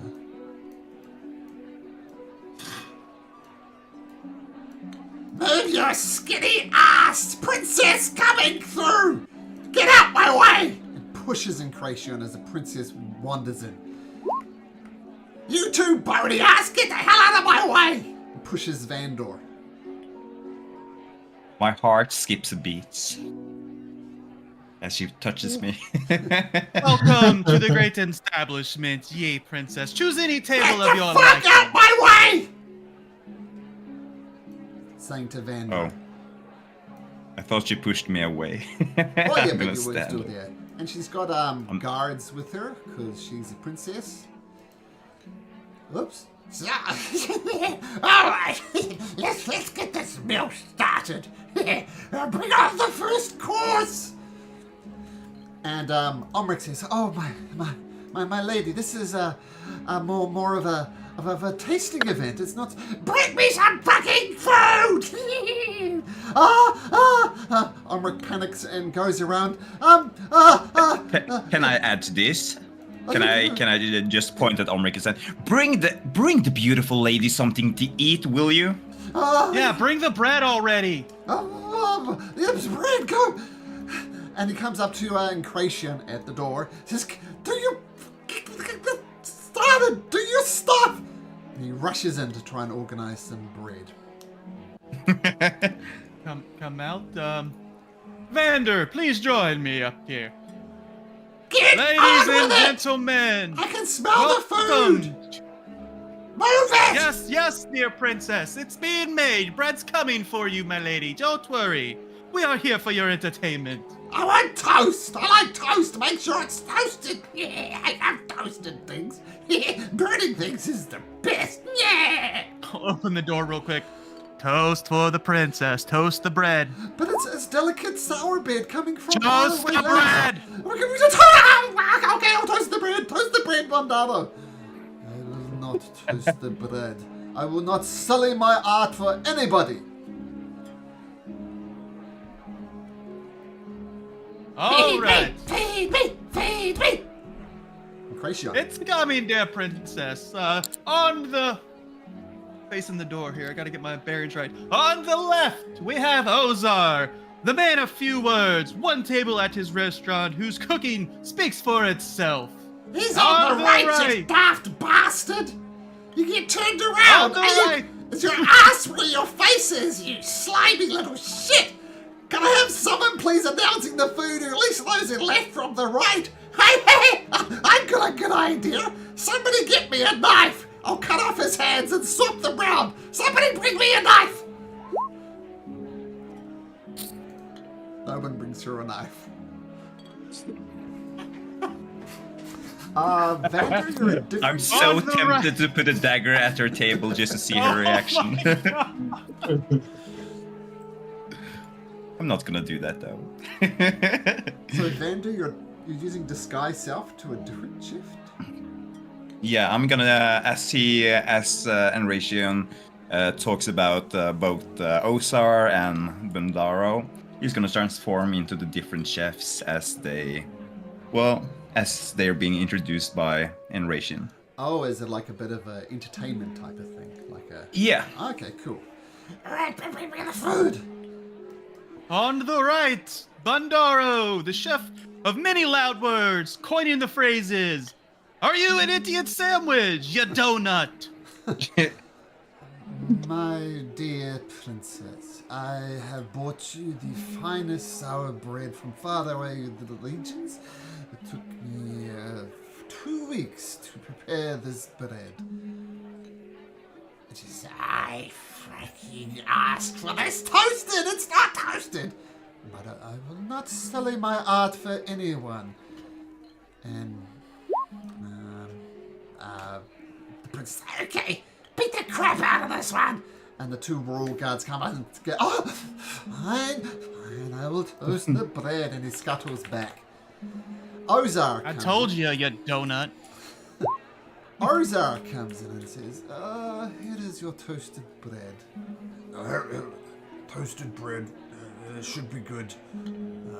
Would you like butter on it? Yes, slather that butter on! And he starts buttering it. More! More! more. And this beautiful bread that Ozar has prepared is just covered in butter. There's more butter than bread. And she greedily starts consuming it, the butter covering her face.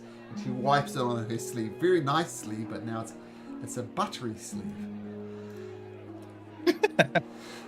Khazri and Gareth are watching this whole thing. Gareth has stopped talking to Khazri, or whatever they're talking about, just by the sheer gravity of Princess Athena doing her thing. Adai, as you're off to the side here, away from things, can you make me a perception check, please? Sorry, this roll doesn't matter. Okay. Pick. Okay, thank you. Okay, 19. Oh, what was that one? No, I said that. Sorry, I said that the roll doesn't matter. I was. Did you hear me? Why wouldn't the roll matter? You were testing something? You told me to roll perception, and I thought that you were asking me for the. I don't know why for the birth. This is why I rolled it. Doesn't matter. You Sure. can pick whichever you want. We'll go with a 19. So, you notice one of the sous chefs coming from the other side of the restaurant. So this one, and he says to Oza, "I'm sorry, we just need to borrow some pepper. We're a little low on pepper. I'm dreadfully sorry about this." Oza said, "No, don't bother me. Pepper's not going to make a difference one way or the other. If you're that desperate, we'll go for it." The chef says, "Thank you so much. Bandaro sends his warmest regards." And this is a pot of soup that Ozar is preparing. And as Ozar is momentarily distracted, this chef drops some powder into the soup. He says, thanks so much for the pepper. And he returns back to the other side. So I saw it. I guess too late. Hey, you! And I rushed towards us. He dropped something towards the pot. I did no such thing. What are you talking about? Look, I saw what you have done. Go back to your kitchen and stay there, filthy bastard. I was going back there anyway, and I resent the implication. I shall let Bandaro know that you're making false accusations about what he's doing. This is outrageous. And he rushes back to the other side of the restaurant. Osa, I think he has spoiled your soup. But if you want me to be honest, I don't. You may want to win this competition, but you don't want to be the princess's chef. Number one, I am a chef of great note. And number two, while he says, picking his words carefully, he has very particular taste, shall we say. The coin I will get will be more than I've ever made it at the Weary Ogre Inn. So I appreciate your concern, but I'm going to try and win this competition.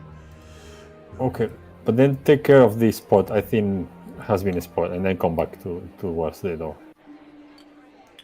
As you walk back towards the door, say, this son of a... I don't know what to do. Cook this soup for days. Just fucking Bandaro! And he rushes over the other side. Did you put that man to poison my soup? How dare you accuse me of such a stunt? My glow spore mushroom soup is the tastiest in all the kingdom. And has been since my Mimor handed it down to my father. I would need not resort to such cheap tricks. Let the refined taste buds of the princess decide the truth.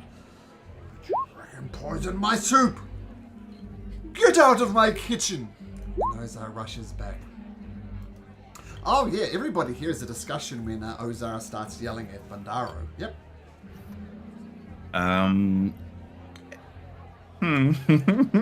Vanner is gonna go over to Ozar.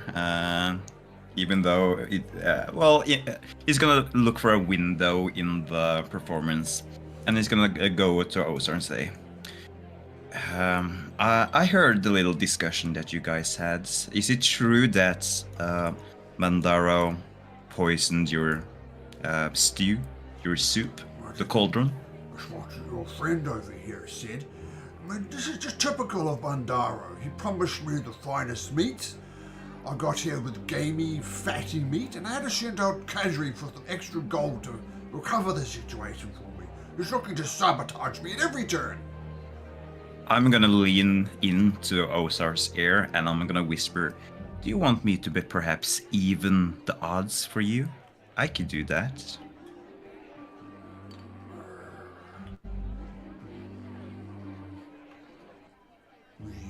It could be a simple trick, just add loads of salt into his own stew, or it could be more severe, maybe something, perhaps not fatal, but something that gets stomachs growling.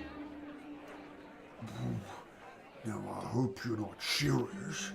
I mean, you want to poison the princess? I don't think that's gonna serve anybody right.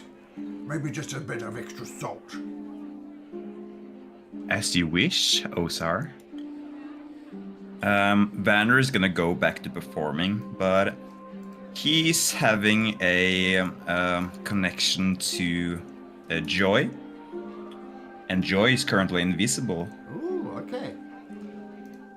So I want Joy to stealthily make its way around Bandaro's kitchen, grab a little bit of salt, as much salt as possible, and try to put it in the stew. Stealth check at advantage for not imp, but joy. Let me fix that so it won't happen again. Let's say I'm gonna do stealth. There we are. That's once, right? No, that's twice. It's 14. 14.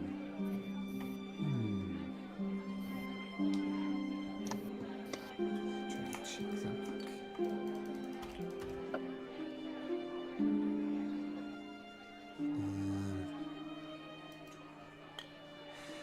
Okay. So Joy goes in and finds some salt invisibly flying around. Now, I think the salt is actually visible as Joy flies around with it. So same with the 14, she's civic, she's gonna get spotted. So she does successfully drop the salt in, but she makes the decision maybe not to go completely over the top because she's gonna get spotted. It's definitely going to be a salty soup, but not a disgustingly salty soup. Yeah, I think that's fine. Perhaps the princess really enjoys salt, though. We'll never know. Or I guess we will figure out. I'm getting impatient. Where's the next course? I'm hungry. Hey, you! Why are your hands not swamped? Somebody get me a knife! Christian? Omric says, for goodness sake, this is going disastrous. Turn the situation around. MC your ass off. Go. Next course up, we have the amazing mushroom soup from Ozar and the secondary mushroom soup from Bandaro. Fight! Like a master. What's that show? Like, yeah, Master Iron Chef. Chef. No, Iron Chef. Or Iron Chef. Yeah. Yeah. Okay, both Bandaro and Ozar come carrying their soup. And first of all, I think, I'm fucking tired. I was getting hungry. I hope the soup. Whoa! What? Are you interrupting my Wait. meal? Shut the hell up! Princess, I have an Shut idea. up! When I tell you to shut up, you shut up! Make the chefs enjoy each other's soup first so you can watch the expressions on their face. Are you fucking telling me what to do? Are you telling the princess what to do? She goes to punch Never, you hard Milady. in the guts. Ugh. You dodge out the way. Stay still! Don't move a muscle! Gonna stay still? I look at Vander. Vander's gonna smile at you. He enjoys this. I'm not gonna stay still. If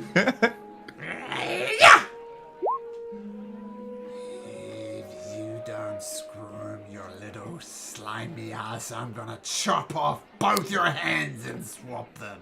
Stay still. Okay, so got a question here because I got a thing for this. You can get a solid sense. What choice is the best? Stay still or don't stay still? The princess wants to punch you. If you don't let her punch you, she's going to swap both your hands. Well, let her punch me. I will stay still. And you double over. She finally gets a punch. And you double over. You take 2 points of damage. Never tell a princess what to do. As you're on the ground, she kicks you in the nuts as well. You take another 1 point of groin damage. Right! Back to the soup! And she tries some of Oz's soup. Ozar looks incredibly nervous given what Adai spotted, but he's serving the soup regardless. And the princess takes a spoonful of the soup and just sprays it, the boiling soup. Well, first of all, she sprays the boiling soup in Ozar's face and then throws the hot plate of soup on Ozar. He burns, but he kind of grins and takes it. How dare you poison our royal person so disgusting and rotting like your head, you bubbling ogre! It should be removed and cooked into a soup or your treason! What fun it would be to see you screw! And the maid better to be to my taste, or I shall ask my father to exile you to your backwards end forever! Oh, I'm dreadfully sorry, princess, about this ogre. I agree, his cooking smells as bad as he does. Please try my mushroom soup. And she takes a sip. Lots of salt. I like it. It's delicious. It's good for my skin, I hear. And your skin is blotchy and pimply and got moles with one of those, hair is sticking out of the moles. Delicious. Okay, next course! I'm sorry, princess, said Bandaro, but this is going to take maybe 30 minutes to fully braise the meat. Fucking hurry up, do it in 15! And Bandaro and Oza go away. You old person barely holding on to the hands, entertain me! Vandar, if you could, display the way the meat is to be seared and braised. Basically, he's asking you to use your illusion magic to create, like, a cooking show, basically. Yeah. I'm going to take off the form of Bundaro, who said that he needed some more time to create the perfect meat. So Vander is going to display this big, juicy steak in front of the princess that's like basically falling off of the bone as it's falling out of the, onto her plate, I guess. Oh, that looks pretty good. I hope it's like that. And she raises one leg off her chair and...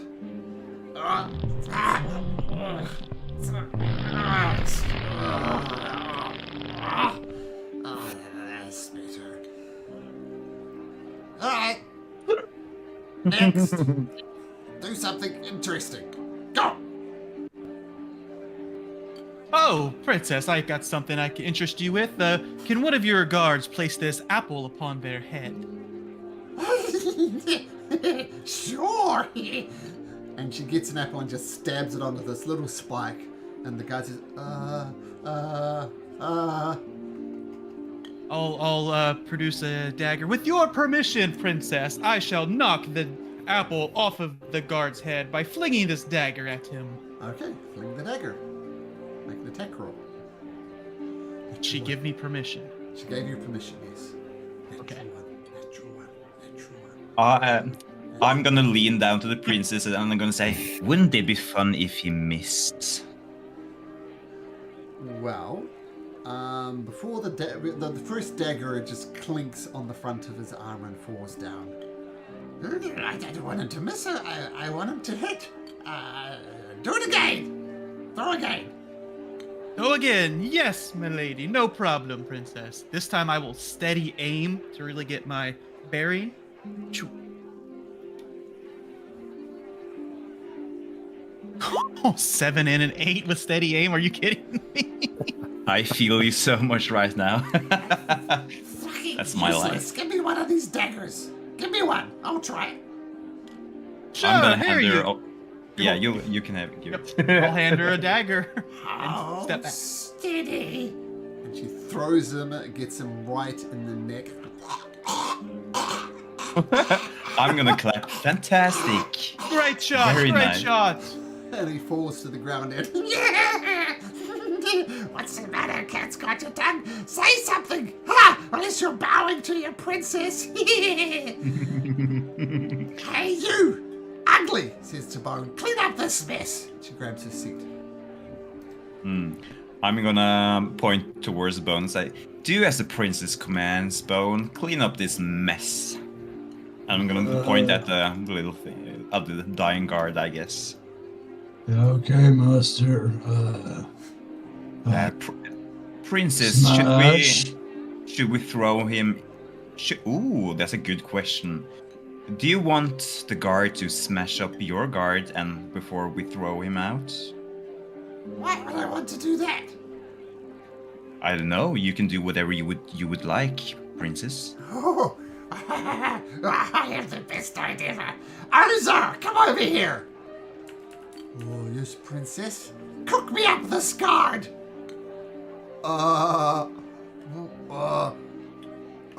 What? Cook me up this guard.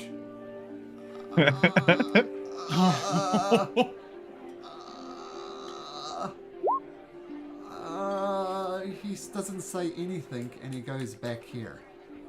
Well, he's gonna need his meat. Take him over there. Bone, bring Ozar the meat. Okay, master. Picks up the guard and drags him into the Ozar's kitchen.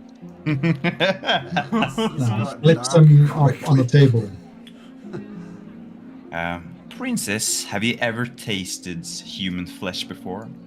Nope. Make an insight check.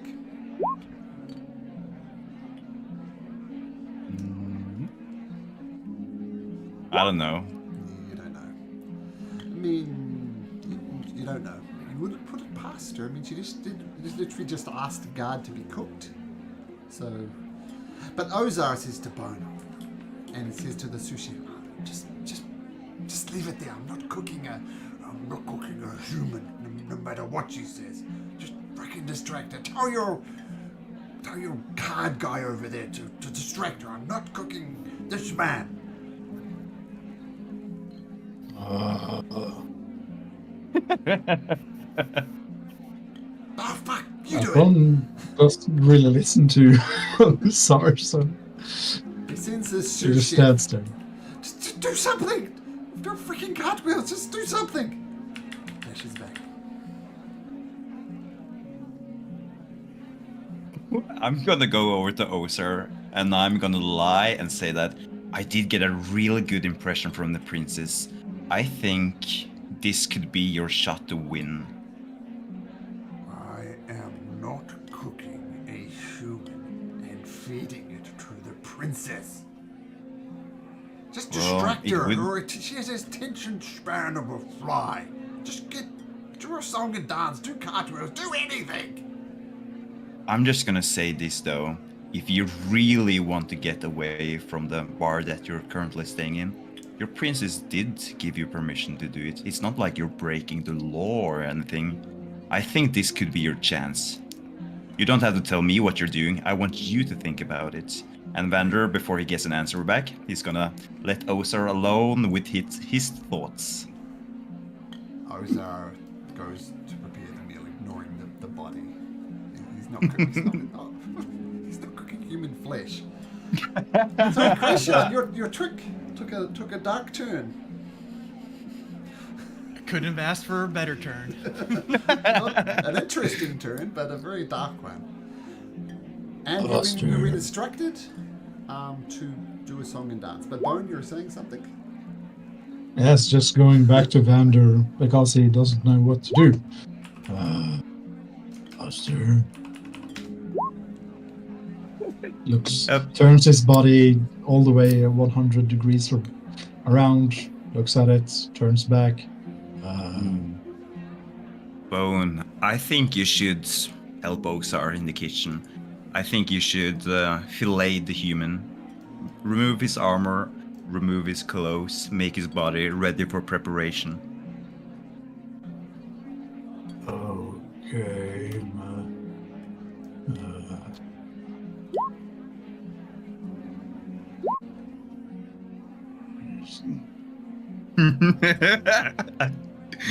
He doesn't want to do it. Vander.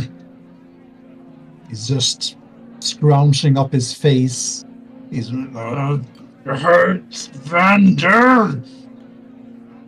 I'm gonna look at Bone a little bit confused because this isn't usually how Bone behaves. Does it look like Bone is in pain or something? Oh yeah, definitely. Having some, not external, but his veins in his head are, his head are popping, and he's just really gritting his teeth. It's a lot of growling. Banner is gonna cross his arms a little bit uncomfortable. He doesn't like Bone not doing exactly as Vander says. And he's gonna be a little bit more firm in his voice. Bone. I don't know if you heard what I said, but you need to prepare the human for the princess. We're helping Ozar win this cooking competition.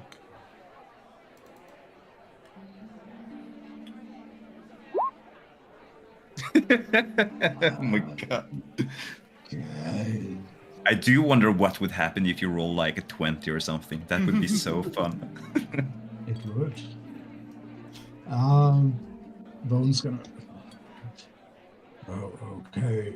Master goes in and grabs a chef's knife, not really caring if someone stops him. No.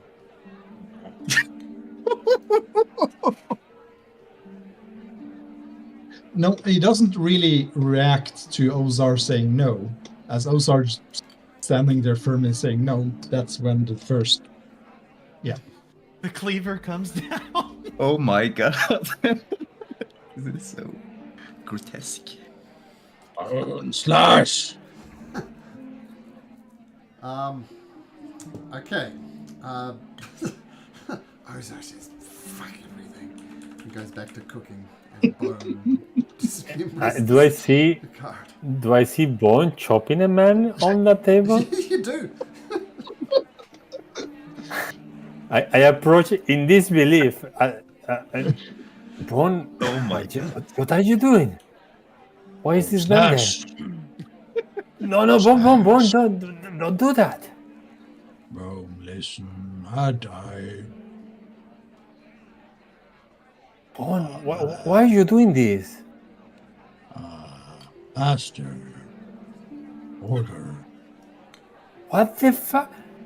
I rush outside and I grab Vandur inside into the place. Do athletics or whatever I need to. Are we currently performing? Well, yes, let's do some performance thing, and then Adai, you can grow Vander as you sort of. I go outside and I grab him and I bring him inside. I don't know whether he's tries That's to a bad stop me. performance. Sure. So let's do the performance first, because unless the princess is entertained, I mean, she's already entertained and chaos has ensued. So Incration and Vandor being the chief entertainers, what are you doing? Performance 7? Yeah, Maybe mine will balance it out. Oh. it will. So you're doing some impressions of the chef's cooking and Incration. How are you supplementing? Commentating. Okay, how are you commentating? Commentating it. Yeah. Let's hear it. We have over here, you braised the pork, you let it all the spices and everything. Over here with Great Ozark, listen at how he dry aged it for 1 week, slowly removing the pinnacle from it, making sure not to slice into the rich fibrous of the meat. So tender, so texturized. Look at him go with the flame of the braise. Look at the sear in the pan. The princess are sounds delicious. I to eat it. Where's my guard? I like it medium rare, wriggly and juicy. Bring it. Yeah, so taking advantage that she is now focused on Incration, I go out and pick Where do you one want and bring it where do you want to bring Banner? inside of the kitchen of with together with one. Osar? I Osar's will kitchen? grab. I will try to do that. Yes. Oh yeah. There we go. Oh, Oh, we can do. I mean, I literally Oh, grab you. I don't know what you. I mean, I not giving you an option, so you want to fight. Yeah. But, I'm just gonna say, excuse me, princess, as you grab me to pull me away. what the fuck is wrong with you? Tell him to stop. I can't. I need to help. We need to help Osar win this competition. He's dismembering a man. Yes, but it's the princess's request, and you know how the princess behaves when she doesn't get what she wants. She did kill the guard after all, so I guess the meat is well, it's not a good show, but the guy's dead either way, and it would be a shame. Then chop it wasn't yourself. more. Well, I need to entertain the princess. I would love to shop the guard myself. You know I don't really have a problem with those kind of things. But Bowen is doing such a great job. Aren't you, Bowen? Slash. You see, Bonus, it seems like he's in physical pain. He's scrounging his Tell face. him to stop. Arf. Vander, tell him to stop. We need to do what the princesses ask, don't you think, Adai? It's important. Now I have to ask Tord if you mind if I hit your character. Oh no, it's fine. Okay.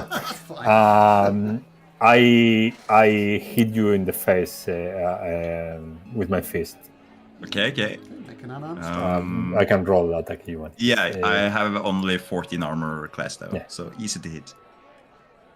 Natural 20.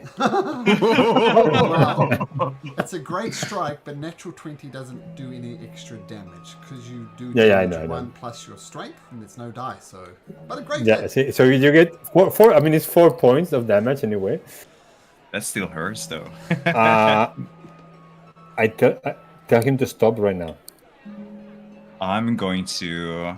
Well, it does hurt, but Banner is going to over dramatize the punch. He's gonna take a step back as he's falling, and he's gonna, well, in a way, fall back down to the floor as after you punched me. And I'm gonna say, "Oh, Adai, I didn't know nobles hit random people like that. You impress me." Tell him to stop right now. I'm sorry, Adai, but I can't do that. We need to do what the princess asks. I move here and I grab the cooking soup bowl. Okay. And I tell him to stop. Well, I'm going to turn into you, Adai. I don't want you to burn my pretty face. You have an easy solution. Tell him to stop. And tell the princess, give her chicken. I don't care. I'm going to stand up again. I'm going to say, Adai, don't you want to help Osar? Look, This is not fracking helping me. I am not going to cook this, man. I don't care if I get hung for treasons. This is right. This is just wrong. I agree with that, Ivander. Tell him to stop. This is disgusting. I'm not gonna cook it. It's not gonna help me. The princess will not be feasting on guard tonight. Tell him to stop. Oh, sorry, you disappoint me. You fail to grasp the bigger picture. But I can't force you to do anything. Bone, perhaps you should take a break. Okay, master. You. Okay, I release the boiling pot. Okay. One of the sous chefs takes the guard and drags him to a corner. We'll pay for a decent burial later, but for now, some cooking to do. You two, you're supposed to be helping this event. You're fucking everything up. Get your shit together. He goes back to cooking. Bone walks back into the restaurant, covered in blood, I suppose. Acts as nothing has happened, it seems. He looks covered in blood. That's funny. I like it. Are there any chunks of meat remaining on the table? I guess bones After have some parts. bone slashed? Well, Brian, make a dexterity check. I was going to ask you to do this before to see how well you did it. So just a general dexterity check. Okay. No, you didn't. No chunks of meat. You did an excellent job. Just clean cuts Yeah, then? nice clean cuts. Yep. Okay. I was gonna grab one of the pieces, fry them myself to hand to the princess, but it's gonna be harder now. It is. Okay, so Incration does his bit, keeps the princess amused with the illusions, and then both chefs brings out the glazed mutton. And Princess, it's nice and raw. I like it raw. And she picks up one of this delicately braised pieces of beef and gives it a squeeze. Little bits of juice and blood. Raw, and she scoffs it down. That one's delicious. Let me try yours, Bandaro. And he does the same thing. This very delicately prepared piece of meat, just like butter. And she just grabs it in her hand. That's delicious. Bring me some desserts now. Yes, of course. And Ozar goes away, Bandaro goes away. Alright, you got through 2 courses. Or 3 courses, including the bread. What are you guys doing, if anything? Oh, what happens? I want to try actually, some... one thing that happens, Gareth says, "Oh, Kesri, this is not what I expected. Not the romantic dinner. Here, let me take you somewhere else."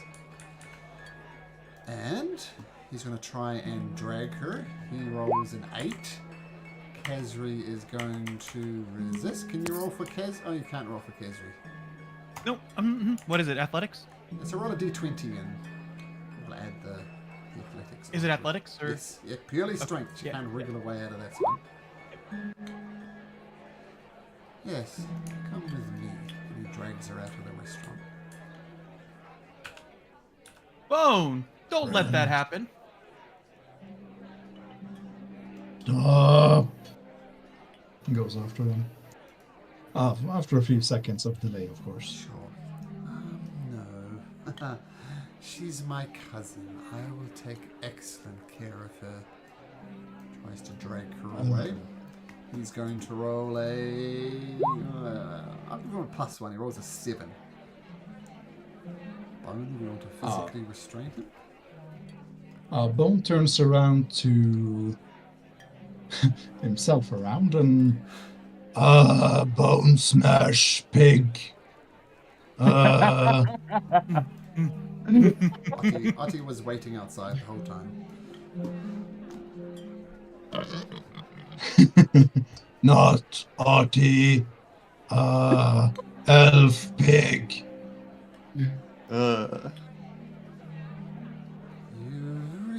going to smash a noble, you know what consequences that carries, especially here in the High District. Trust me, she's my cousin. I'll take good care of her. Kazri panics and tries to break free. Make me a strength check for Kazri. Roll a d20, Doug, and we'll add stuff to it. 6. Bone is waiting for an answer. Well, if You're you're outside, looking I at don't think I Bander, see you. he's you the one to tell. Just outside the door. Both in creation and Bander see him. Yeah, Banner's looking a little bit preoccupied with his thoughts at the moment. He's plotting something. No smash, Bone. Not in the open. Unless the princess would like Bone to smash.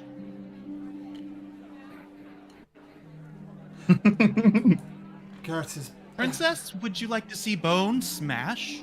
Princess, remember the trade deal that we had an agreement. I think if this brute smashes me, our trade deal is going to be null and void. Yeah, don't smash him. I'll need him. Anybody smashes Gareth, and they'll be hanging from the gallows at dawn. No smash, Bone. Come back. Gareth drags Kazri away.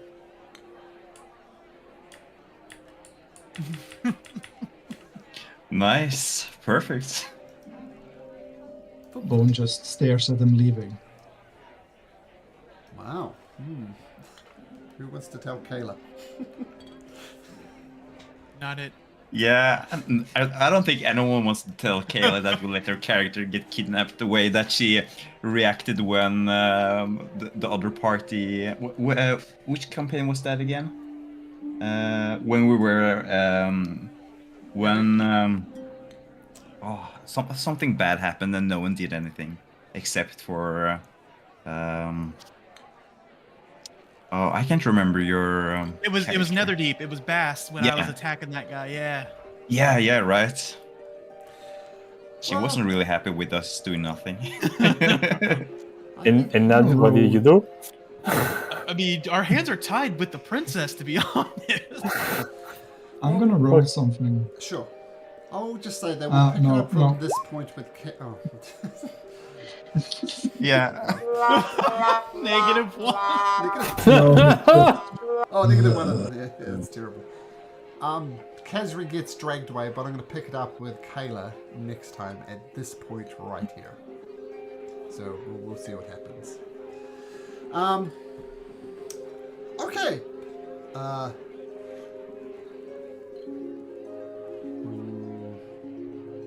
Dorian, by the way, has been an absolute champ. Continues to play his harp while this chaos is happening around him. Dessert's about 10 minutes away, Ozar informed, so if you guys want to do anything in 10 minutes, Princess is growing impatient. So, Evander, you're doing something. I'm going to go over to Bundaro this time. And I'm going to beckon him a little bit to me. Excuse me. I don't know if you heard this, but the princess just killed the guard, which she would like to eat. And I think she's pretty eager to taste the meat. Ozar was given the opportunity to prepare this meat, but he rightfully declined. But between you and I think this is a great way to gain some leverage in the competition. If that is something you wish to achieve, of course. Make a persuasion check, Vander. Thank you. You're welcome. Not too bad, actually. Without saying a word, he comes over here, gets 2 pieces of bread, places them either side of your head. I am the greatest chef in the world. I will not cook humans, not today, not forever. And you, sir, are an idiot sandwich. Get out of my kitchen. I'm going to grab the pieces of bread and just gently move them away from my face. And I'm going to say, well, the greatest often experiments, but you know, it takes a different kind of caliber to go from great to what's even better than great? Like Bandaro, I am beyond great. Get the fuck out of my kitchen. pristine. I mentally set it at a DC 20 vendor, so you had a chance for a guard sandwich, I guess, but I mean, it takes a hell of a lot of convincing for any chef to cook a human, but there was a chance, but Yeah. it was a long shot.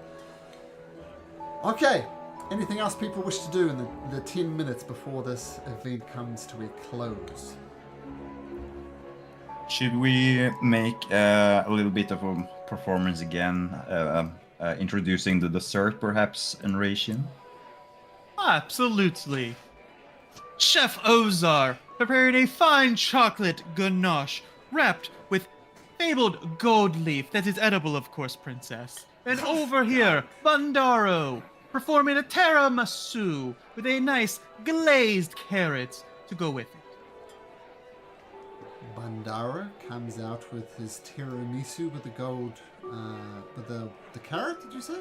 Candied carrot? Glazed carrot. Glazed Candied carrot. carrot, yeah. Okay, she takes the carrot and just throws it aside, takes a hand, scoops it. That's good. Then absentmindedly grabs Vandor's cloak and wipes her face on the cloak. I'm just gonna bow. Thank you, princess. I enjoy your spirits. You're my fucking napkin now. Yes, ma'am. Okay, Vandor knows the deal. And Ozar brings out his chocolate ganache with the gold leaf. And the princess Athena gently, well, doesn't gently, just takes off the gold leaf and scoffs it out. I've never eaten gold before. It tastes like anything. And she digs her hand into the moose and starts chomping down the moose. Oh, that's fantastic. And she wipes her face on Vandor again, because Vander's standing right there. Right. And Omric, who's just been wandering around the whole time, just frantic as chefs are going back and forth, says, "Oh, all right, princess. It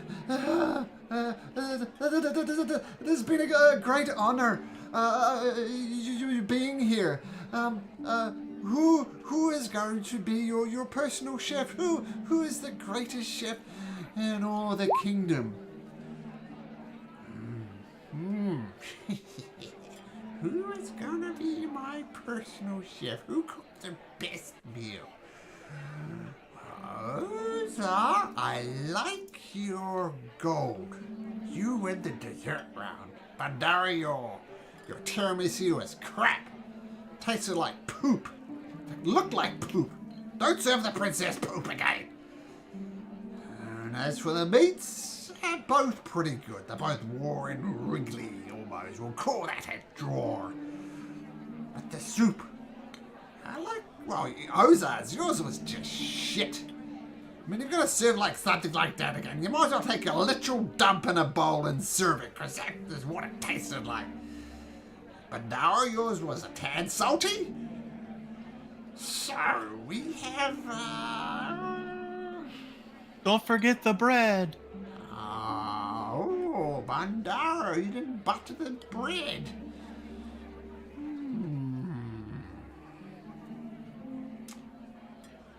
You also didn't toast Congratulations! it, princess.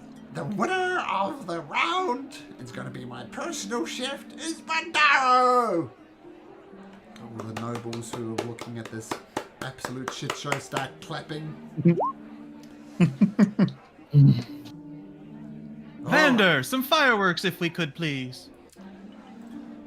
Let's combine our efforts, shall we? I will create the images, you will create the sounds. So, minor illusion, I will create popping images of small explosions to try to accommodate your sounds of explosions, I guess. Okay. So explosion goes off. The nobles that are present are politely clapping. And Bandaro says, I'm the greatest chef in all these lands. In your fucking face, Ozar. Ozar shrugs. And Bandaro sort of walks in front of the princess, but bowing lowly, being very humble.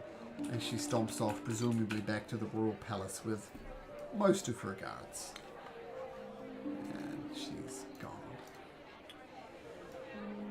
Ozar takes a seat and says, oh, I think I dodged a bullet there. Yes, you did there. Holding my groin. Ugh. This is a bit of a hurricane, that one, shall we say? It was so much fun, wasn't it? I enjoyed myself. This has been the best evening I've had in a 10-day. Fun. A man's literally dead. It's another experience, I guess. I haven't been dead before. Experience certainly was. Oh, well, this is. Well, thank you for your help. Why the fuck didn't you help Kezri?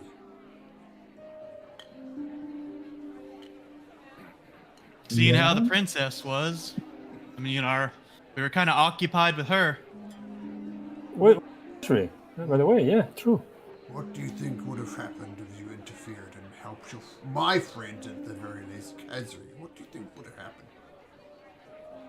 I figured I would have probably been in the stockades or in the dungeons for not entertaining the princess. Would you give it a chance of saving your friends?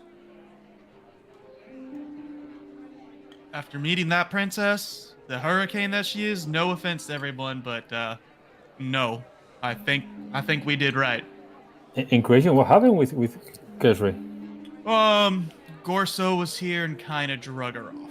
What? Yeah, I couldn't really stop it because the princess.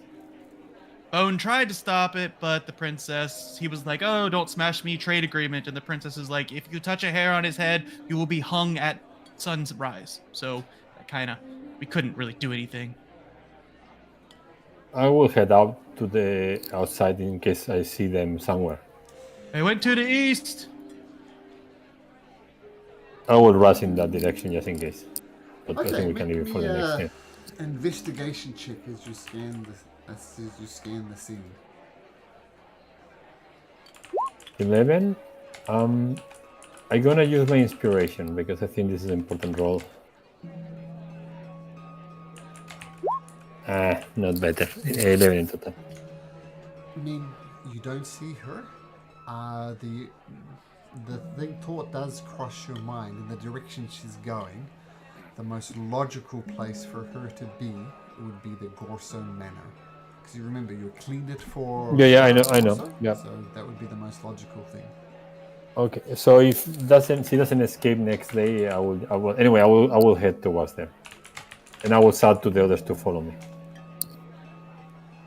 Okay. Vander feels kind of bad for. Well, he did want to help the chefs win and maybe gain some leverage with one of them, but he feels kind of bad, so he's gonna step over to the guard and he's gonna say a couple of words, pay a little respect, and kind of be like, all this just to entertain a bratty princess. Well, life is a funny thing, isn't it? Oh well. Good luck in the afterlife, young guards. And he's gonna follow the rest of the party. Okay. So, you guys are gonna try and save Kezri, is the basic idea, right? Yeah. Yes, I think so. Something happens. We're going to wait for Kayla herself to come back, and we'll retrocon this from this point. So, you guys are doing the right thing. Well, in your opinion, the right thing to go and help Kezri. But I just kind of want to prefer to do that when Kayla was here, which I think just makes sense. Sound good, guys? Yeah. Yes. Yeah. Okay, so back on the streets. Back on the streets. You do something with Kesri, and you find yourself back on the streets of Oathbreaker. What do you do? We got to get ready for the ball, right? For Adai's thing. Yes. Is it the same evening? Yeah, the idea was the Clash of the Chefs, which is an event for the nobles, would happen first, and then it would move to the ball. Oh, we definitely got to clean Bone up. Yeah. Do we have time to perhaps go back to the bar and have a little bit of a short rest where we just try to tidy ourselves up and such? Oh yeah, that's kind of expected when you have a dining gown, which the nobles Yeah. wear, and a ball gown. So there's a good hour if you wish to return back to the inn, the Lucky Tavern. Do you head back to the Lucky Leaf? Yeah. Yeah, unless someone wants to do something else. That sounds good. Sounds good. Sounds good. Okay, so you go. I will find some time when we are going back, or when Bone is alone to talk with him, when Vandor is not listening. Or Sure. Bone. Sometimes people tell you to do things that are grown, but I think you realize that they are grown.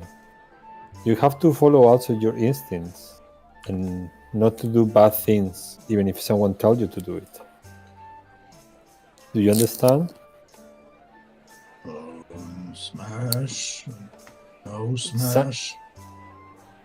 Sometimes it's better to care than to smash. You care a lot for us. You healed me before. You're a good person. You don't need to smash people who don't deserve to be smashed. Even if I or Vandur or anyone else asks you to do it. Okay, master. I'm not your master, Von. I'm your friend. Okay, fair.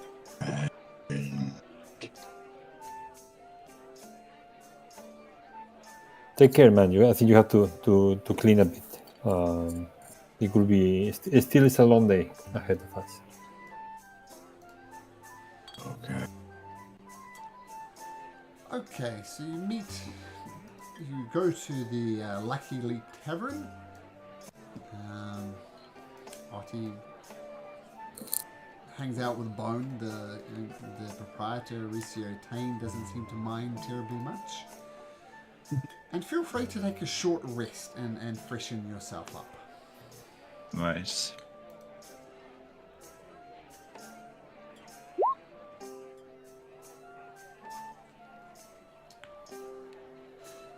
As you're refreshing yourself up, a man enters the Lucky Leap Tavern.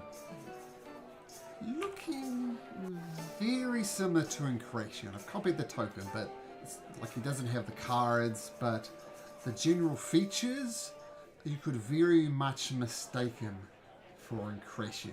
It looks very, very similar. Not the same, not quite on the level of a twin or anything like that, but very, very similar. Like maybe a brother, that type of similarity. And he says, I'm so sorry. This is surely some confusion of mistaken identity, as we do seem to look alike. Let me take a seat. And he just takes a seat. I believe you received a package. I do apologize, but I believe that package was for me. Did you receive such a package? That depends, friend. What be your name, since you just kindly want to just think you're invited to join our table? Well, I'm sorry. I apologize. I'm just confused. My name is Bertrand. I'm from the Arcane Tower, and I was told that a package would be delivered to me here, unfortunately got delayed, and since we look remarkably alike, I can presume. I contacted the courier, and he said he gave it to me, and he didn't give it to me, so I assume he gave it to you. I was to take it to the Arcane Tower, so please, can I have the package, please? I think you got your facts mixed up. It was the Arcane Tower that sent the package to me. Oh, So it doesn't make sense that you're trying to take it to the Arcane Tower. Well, I'm only doing what I'm told. To take the package and return it to the Arcane Tower. I will check whether this guy is using magic to disguise himself, or any mean to disguise himself as a creation. Sure, make a perception check. I think it's investigation, no, for this type of, because usually disguise self is, I guess, investigation. Sure. 23. Let me just check something.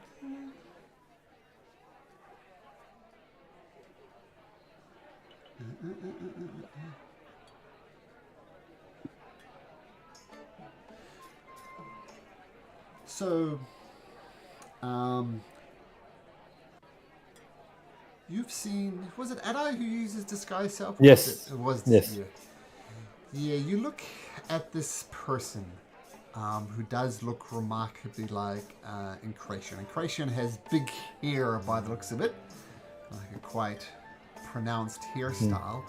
And you take a closer look and you notice that the upper part of his hair is not quite there, and his ears aren't quite as long. Pretty sure this guy is using disguise self to look like Incration.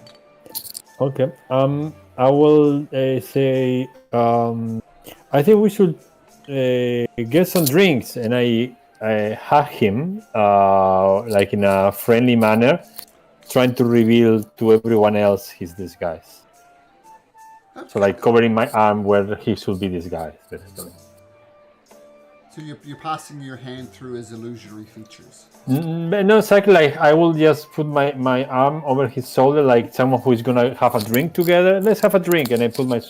But my intention is that with my arm, I will reveal his disguise. Well, this guy is a little shorter than Incration, and your hand effectively goes through Incration's shoulder and rests on this other guy's shoulder, and everybody notices that there's something not quite up with this guy. Vander, if I may, Bone, snatch him. Oh yeah, Bone. Snatch the Enration. Bones. Aisha! Look, there's no need. There's no need, and he drops the disguise, and this gentleman appears.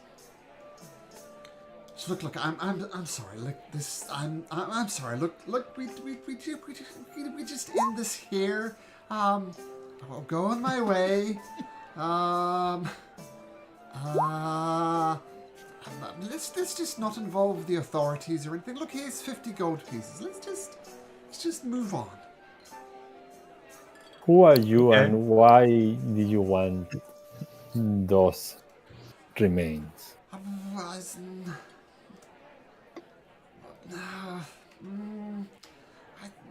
Magical study. I wasn't sure. Look, cards on the table. I wasn't sure if it was dangerous or not. I've been keeping an eye on you. You left the city. I couldn't follow you outside of the city. And you come back, and whether it's safe or not, I'm happy to take it off your hands for 50 gold pieces. What do you know about the Seidel family? Seidels? Mm-hmm. I'm not familiar with that name. Why do you want? Nope. I don't know. He's telling the truth. Why do you want the remains? Magical study. Make a study about what?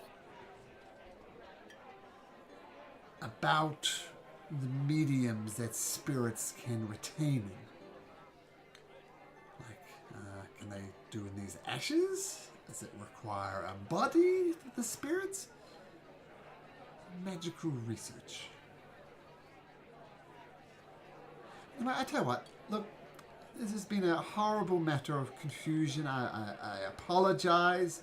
Here, take 100 gold pieces, and I will be on my way. And he gets up to leave. In question,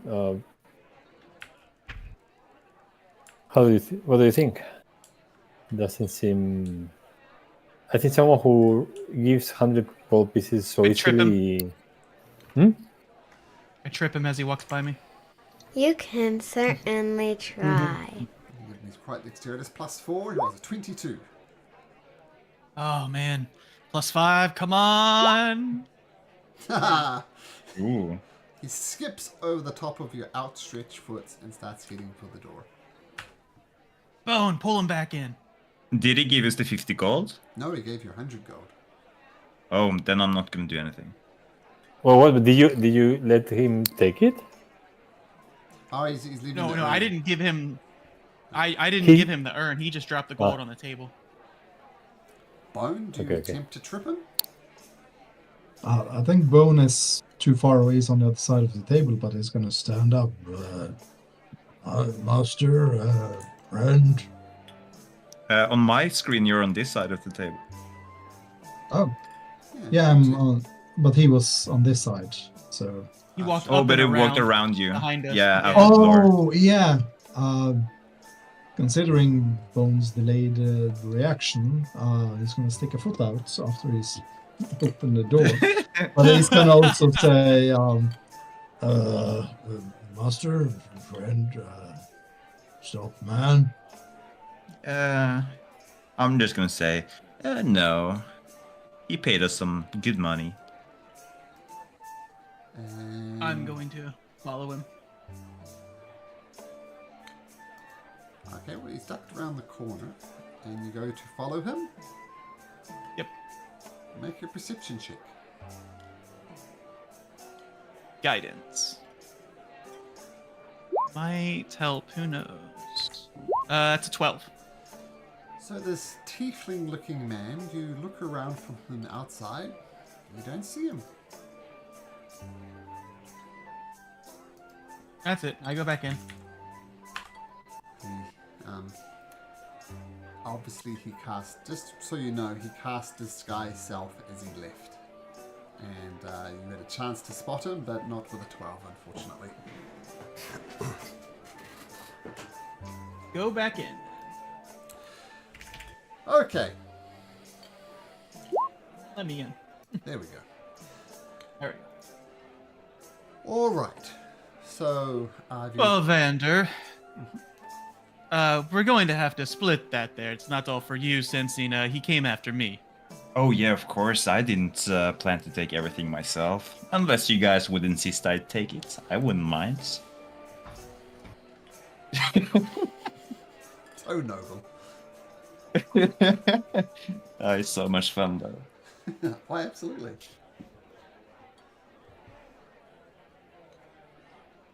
We should probably leave some for Castria as well, whenever we find her. We'll call it 20 each for now. Oh yeah. I guess And we'll I will say- take 40 then, and Bone takes 0. And I'll take 40 and give that share out when the time comes. So 20 for you, Adai. Okay. Okay. What do you think? Why do you think this guy needs?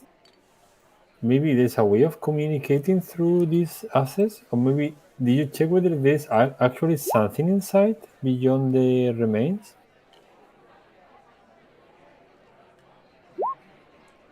No clue, but Lady Luck bestowed this upon me, and only time will tell. I will try to be careful tonight. I don't trust this guy. Okay. So this seems like an excellent point in the session for this week. So next week you have the ball on your agenda, and you also have a situation with Kesri to resolve. It's unfortunate that only Bone was guarding the door at the time. That's why I was very specific about who was where, because you knew Bone.